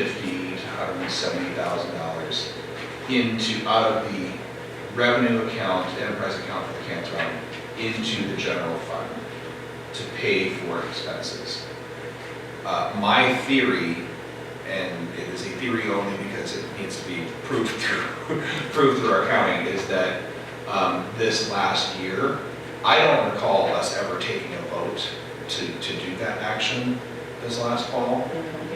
And so our expenses from 2025 have not been taken out of the campground fund. What are those expenses that we typically take out of there? That's why that number is 600,000. It should be probably $200,000 less. Okay. what expenses get taken out of there and moved to the general fund? Just so I know, because I don't know. what- Literally every expense that comes from the campground had fallen into the general fund, so office supplies, Yep, labor, they're all- Okay. like all of it was charged, yeah, fire, Okay. like all of those things, they were just I'll charged approve. in the general fund. So, and that's how we, But they are in our system Under the campground. campground, Yeah. so I can figure out that one. yeah, so we have to look at what were all of the expenses for Sure. 2025, and we should have a number. If we really have a checking account, would it be a better way to do it in the fall? Just take 20 checks out to the firewood place, for the labor for the year, and then you close out that for the end of the year. And then you know where you're at from year to year. Instead of carrying it into the general, why not just use only the fund? When it's simplify things, why? When we write the checks out of the checking account for the campground, it's like a personal checking account, we can't run it through the computer, so we have to do it without work. Isn't there a personal checking account for the campground? That's what I just said, it's like a personal checking account, we have to handwrite them, they don't go through the computer. Yeah, can't you do that though? Then we have to put everything into the computer, we actually. Yeah, then you well, put in later, but there's a time you bills to pay there. Well, apparently there is. There's a lot of bills to pay for running a Yeah, I was gonna say, Well, I we have know, campground there's expenses all labor, year, but I they're mean, getting, there's labor coded and correct. firewood, of course, and anything else. But I mean, utility bills. how else would you do it? Let us figure out what the best practice is, Yeah. Yeah, we'll just- do that. Yeah. Just- So I do know in the past, when Jill was here, and we've talked about this, we had tried to do this on a monthly basis. We certainly can. So that we could keep better track of it. I don't really care which way is the best way. I just want to know, so that we can get to the point of, for this enterprise, that we have a P&L, that we know we take in this much money, we spend this much money, and we end up with this much profit. Yep. At the end of the day, that's all I really care Close it about. out every year, so you know exactly. So, You pay everything up and get before the end of December, pay it all off, and then you know where you sit. What's left. but the reality is, I don't believe that happened last year. I would imagine it did now. I don't think so, Yeah, but I know that so. we can absolutely run a report from our system on what those campground expenses were, and then just like you said, we can pull all of it for utilities, everything. I mean, it's really not that hard, it's just gonna be a little time consuming, but we can do The it. other thing, and I remember this from Jim's time here, is that I don't think we did anything that had any IRRB funds last year. I don't remember that we did any big construction projects, because sometimes that confused how much money we had to spend in income. But I It don't, wouldn't get put into the campground checking account, though, I don't believe. no, but it would, I will look. the 50% was usually for the project, because usually it was a 50-50 grant. That 50% usually came out of the total of the campground fund. So I don't think we had any projects like that last year. I don't remember any I can check with Matt at SEH, he will know. And then that'll at least give me a place to start. So then, once we get rid of that, then we should have a better idea of what we have in the fund. Okay, under administrative, what we have, I see only A, B, C, and H that we need to touch. What H, what's the steel account? It's on the very last page of the working agenda, or did I put it in with the? Fit in with the other ones. It's I put it on in- the same one. It's the very last page. We have a stale bank account. It's got $4,277 in it. If we don't put anything in it, they're basically gonna start charging us to have it there. That sounds like the storefront one, because you see that in the audit all the time. That's the It could possibly be. storefront fund of that. I mean, I certainly could transfer, 4,000 in it. I could certainly transfer $10 in, and then in a month transfer it back out again. I don't know, we've never used it, it's been sitting. Well, there we for a have had while. people inquire about it. What's that? Storefront. We have had people inquire if we have a storefront Yeah, program. but there's $4,000 in it. Well, that's what's at the bank. Usually We don't necessarily know if that's accurate as far as what our addresses. Yeah, it's in the audit, you'll see it in the audit. The old audits, you'll see that. So I'm wondering the process in that storefront development fund. Because if we had people paying the bank in their agreements. Your dad knows about that. So Leo, can you come up to the podium? I don't think the mic works anymore, but we'll bring it up anyway. Do you remember when you made payments to that fund to pay back the loan? I paid it right to the city clerk. You paid to the city clerk here Yes. at City Hall? And where you have that, I believe it's about $147,000, a phantom account, I guess is what it is. There's really no money in it, because about 2 or 3 city clerks back, they said, well, they have an amount, I believe it was $147,000, that was supposed to be in that storefront account, but there was no money there because he couldn't collect on the last people that got loans, and one of them was a lot building, and there was 3 people, and they had no account of whether or not they ever paid it back. Okay, So that's why you have that makes sense to me because the audit, they asked me about, a balance of like 139,000 something. something like that. Like that is on the books and is as a receivable, and they're like, what is this? I couldn't find anything about it, remember? It's exactly what it was. Okay. Yeah. There was no record of whether or not they paid it back. All I know is when I took out a loan over 10 years ago, I paid it directly to the city clerk. And that's where she had no account. Whoever, I think it was Jill or the one before her, they had no record of any money coming back, and they couldn't trace it down whether or not there was a loan outstanding or not, and that's why you have like a phantom number. I think it's 147, 139,000, but there's no money there. That's owed to the city. Right. Well, they never could prove whether it got back or not. Right, and it's been on there for years. Yes. And if it was paid back, it might not have been recorded as a payback. It might just went in the general fund. and got You don't lost know. in the shuffle. I think all 3 of those people, as I recall, I believe that they paid it back, but it got lost in the shuffle where it went. That's why you have a figure on the audits, but you don't really have any cash in there. And they did ask me that, they're like, what is this, where is this receivable? And I'm like, I have no idea, but it was in that same thing. Thank you, Leo, for helping me understand. Thank you. Well, that's the best I can tell you. Sometimes I don't know who to ask. It's okay. I guess my answer to my question is anytime I don't know, I'll ask Leo. I know where the bones are buried. Exactly. So, thank you for your help, I sure. appreciate it. That's why you have that account, but it should, at some point, you should try and replace that so you have a workable storefront renovation project that you can loan out and people will pay back. The hard part is, for me, is trying to go back to see if people made incremental payments instead of like. And there's no record of it. I don't know how to find it, right? Right. That's where the bigger problem is. I believe one of the, as I recall, one of the people was the lot building, it's now gone. Devich, the bar was another one. Okay. And I don't remember who the third one was, but there was 3 people involved. Okay. There's no record of whether, they feel that they paid it back, but there's no record of it. Okay. And that's why you have that phantom number. Honestly. I don't want to even hear this, now. This is not ridiculous. This is bad. This is bad.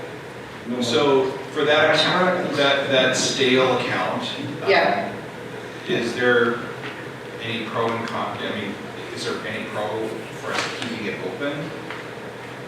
I guess if we. I guess not, I guess we just keep it on the books. Right. And you know what I mean, it's just the same thing as the water, electric, and sewer. Right. That we have an account on the books, and then we know that a certain portion of it is this. Mayor, if I may. Yes. If it was for a storefront program, those programs are required to be Segregated. they're required to be developed by specific plans, and they have specific criteria. And with this particular plan, I believe there were loan documents that were executed. And if it's a program like that, we have to dissolve the program. We can't just eliminate the account and pretend it doesn't exist. I was mayor when we started this program, number one. We got $700-some thousand to begin with. Number two, after I was gone, another council down in between gave this all administrative over to AEOA. AUA, and that's the last I've heard of it. AUA administers this program, and that's all I know. But we started that in the 80s or 90s, and the Southern, it was called a small cities grant at that time. The small cities was in there. And again, now, in between my 17 years being out of service at one time, AUA, I don't know, they must still have it, but we had the bank, we had the money, but they administer the program, okay? I don't know if that's an agreement with them now yet or not. I'll have to look to see what I can find in the file. I mean, So they should have some documentation of some kind. It's been dormant for at least 6 years, so I would assume that the program doesn't exist anymore. It has to. It's been dormant at least. This is a state 12th year I'm going into it. It's been dormant at least 12 years. dormant, no action, I understand it, but there's gotta be records of it kept still. Yes. Even if dormant. Yeah, well. And Bob, you're right, because the last time I saw any activity was in like 2012. Right, it was a long time I ago. don't know. Well, somebody's gotta have some paperwork on this thing. 'cause this Yeah, is- there is some, I mean, I've seen, a binder that says storefront program, so it's Okay. old, but yeah, I mean, Well, now AUA look at it. also. Yeah, It's just, we gotta still be accountable for this thing. right. Right, we'll look into it and see what we can find, and then get back to you, I guess, and at least we have a little more history about it. Oh my gosh, oh my. All right, ABC, that's what we got left before we go into closed session, okay? What do we got, which one you want done, you? Also.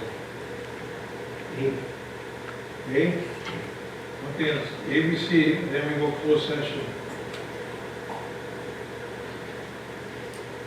Vacation schedule. Yep, I have a picture, if you want to look at the vacation schedule on the map, on the calendar. It has not been a priority for me, with the audit and working with Ellers and all of the other things I have going on. So I have a picture if you want to see what they have on their schedule. They did not fill out the actual calendar that you asked them to. There's some resistance, of course, because of the union. What did the union have to say about it? But you can't make me do it. Agreements or whatever that, Well, they work with their department heads when they take vacation, so I think that was the big issue. you have to file agreements, otherwise we do it until we get agreements filed. Right? Don't you just give that to Or the we department cease to head? resist. I'm sorry. Don't you just give that to the department head and have their employees fill it out? You give it to Trudy and have her employees fill it out. You give it to Sam and have his employees fill it out. You give it to you and have your employees fill it out. I think the bigger issue is that they don't have it planned for the entire year. I don't know. Right, and a lot of, because every department is small, I have heard them talk about this in some feedback. They communicate it with each other when things, are coming to a rise or whatever. Just because they're so short-staffed, nobody's planning big vacations. Sam was on vacation for a week last week. Not last week. The week before. We never knew. Right, it was planned. Like, right. If we have, if the council decides later on the summer that we want projects to get done. Right, but you have to remember, these people also earn vacation time. So. But it's the company that decides whether they can go and when they can go on it, that's in the contract. The council can decide it? I think that's in the contract. The contract reads, the contract language, and this isn't verbatim, it's paraphrased, that that it'll be approved in advance by the council or by management. What he's trying to say. So are we gonna have special meetings if something comes up last minute? Is that what we should do? I'm just asking, so I can have some clarification. Special meeting? I mean, if Well, something, like, if that was a hockey situation, and sometimes our kids have things that pop up at the last minute, they go to state or whatever the situation is, and then you need to take some vacation time, how would you like us to approach it? We need to have an answer so that we can make it presentable here to everybody else. Vacation time, personal time, PT time. But you just said that they can't take it unless it's approved. Right. PT time, PT time, what is Well, if they're PT gonna- time? personal time. They still, You mean the 2 days, is that what, the 2 days that they get? they get 2 days, personal time. And then they don't need permission to use them? I'm not saying that. I'm saying we asked them to do a vacation schedule, we would like to see a vacation schedule. If they want to file a grievance, let them file a grievance. If they Right. want a vacation schedule, we want it by the next meeting. Give it to the department heads and have them fill it out. Okay, so would you like me to do that, or would you like me to? No, I work on said the give it to audit? the department heads. I understand, but it still takes my time to make sure that it gets to them and that it comes back to me and I give it to you. Yes. So would you like me to do that, or work on the audit, or work with I you don't think all? there's a Or- question. If you hand them a vacation schedule, it's still fill it out. I don't think it's going to take a lot of your time. You also told me, Rudy, that you didn't think I had any IT responsibilities after we were fired Randy. I had 34 emails in the last week alone. From who? CIT We are having. and 10 of them from Sonic Wall. We are having issues with our internet and getting onto ADP. I can't even load ADP half the I time. can't load our website. We can't load our website. So we're working with CIT to get it fixed. Sonic Wall has to have a renewal. We also have apps that have to be done. So when you say it doesn't take much time, You have apps that have to be done. I have apps that have to be upgraded, or updates. We're gonna put in here, the main priority is 23, 24 audit done. Okay. We got millions of dollars in jeopardy here. I understand. That's your main priority, okay? I guess my point I'm trying to make is that there is a lot of other stuff that's happening. IT, the audit, Ellers. I have to do agendas and resolutions, meet with other people about projects. I had a meeting this morning for an hour and a half. There is, let's see, the ASME contracts. I sign checks. I have to do things with the bank for pledges when we have over $250,000 in the bank. There are random calls that happen all the time. I have to get things for SEH, for the PFA. There's insurance that you want me to look into for employees. Trying to get budgets into Cassell, trying to fix things in Cassell. The commercial garbage. I mean, I can keep going if you want. The point I'm trying to make is you think 1 minute or 5 minutes is going to make a isn't going to make a difference, but it does. Well, what you're talking, you're doing a fine job as a deputy clerk, an interim clerk, which only means that we have to make a decision up here. How fast do we want to go get a clerk? Because we need a clerk and a deputy clerk. 2 people, not just one person doing all that stuff. Well, can I just pipe up here too? I was asked at some point in time when Jill was here to be the deputy clerk. I did not accept the contract on it because the terms were ridiculous in the contract. She wrote the contract. She wrote a contract for herself and Ty and for me apparently that day. They did not accept any of the 3 contracts because they were goofy and Ty writes his own contract. I was told to wait till we had a new administrator to go ahead and submit a contract for the deputy clerk position. I have not changed my position. I have been doing the deputy clerk position almost since I started in August. I've been doing it since at least December of 2023. Jill, I'm so sorry. Lynn has absolutely, I mean, all these extra requests sometimes are a little overflowing considering that you want her to fix all the accounting and she's done the clerk job.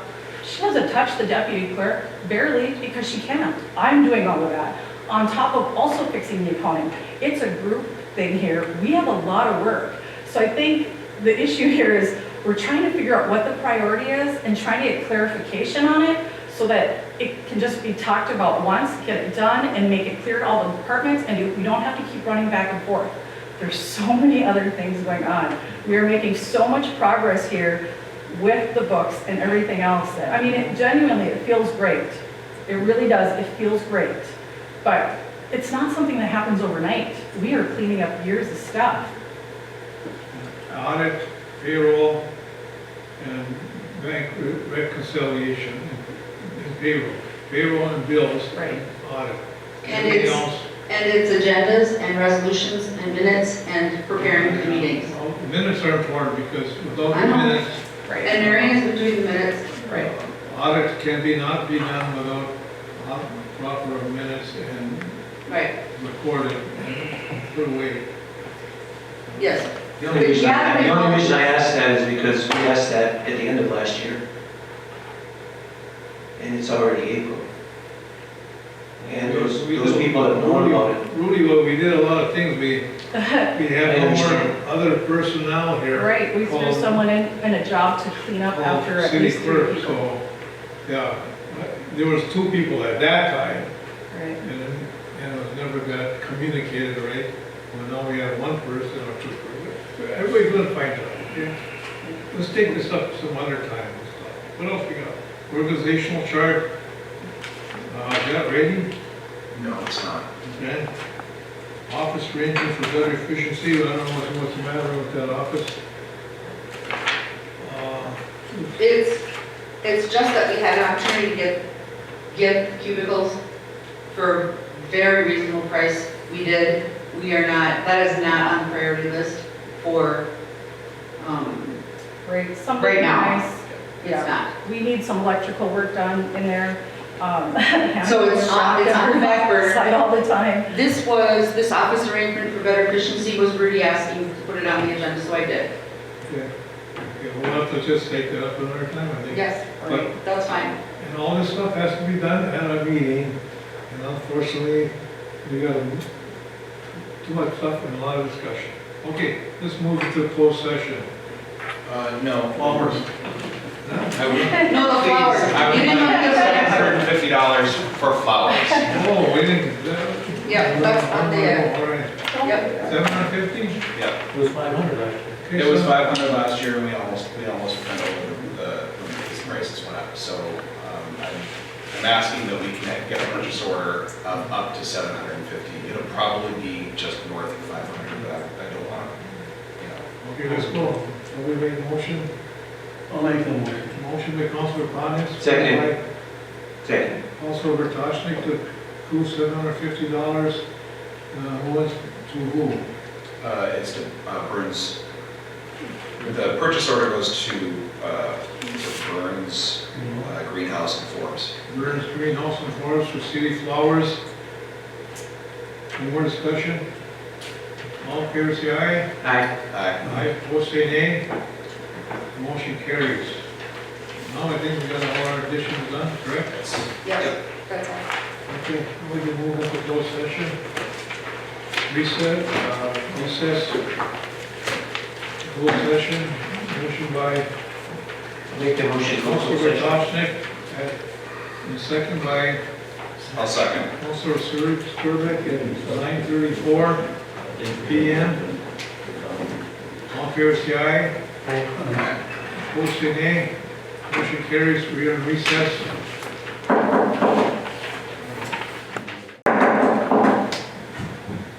Reconvene the regular city council meeting at 10:36. Let the record show Councilor Bertocci, Councilor Bondman, Councilor Skrillex, and Mayor Overstar present. All right, we would come back from a closed session. I'm entertaining a motion to approve the interim city clerk contract effective today with signatures of the contract at the next meeting. The motion is to approve the terms effective today, and then the form of the contract can be returned to the next meeting, but all of the terms are effective today, as if it was signed. So Moved by Councilor Skrillex, do I hear support? Support. Support by Councilor Bertocci. Any more discussion? All in favor, say aye. Aye.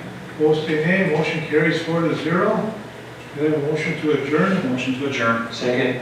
Moved by Councilor Skrillex, supported by Councilor Bertocci to adjourn at 10:37. All in favor, say aye. Aye. Opposed, say nay. Motion carries. Good night, we are adjourned.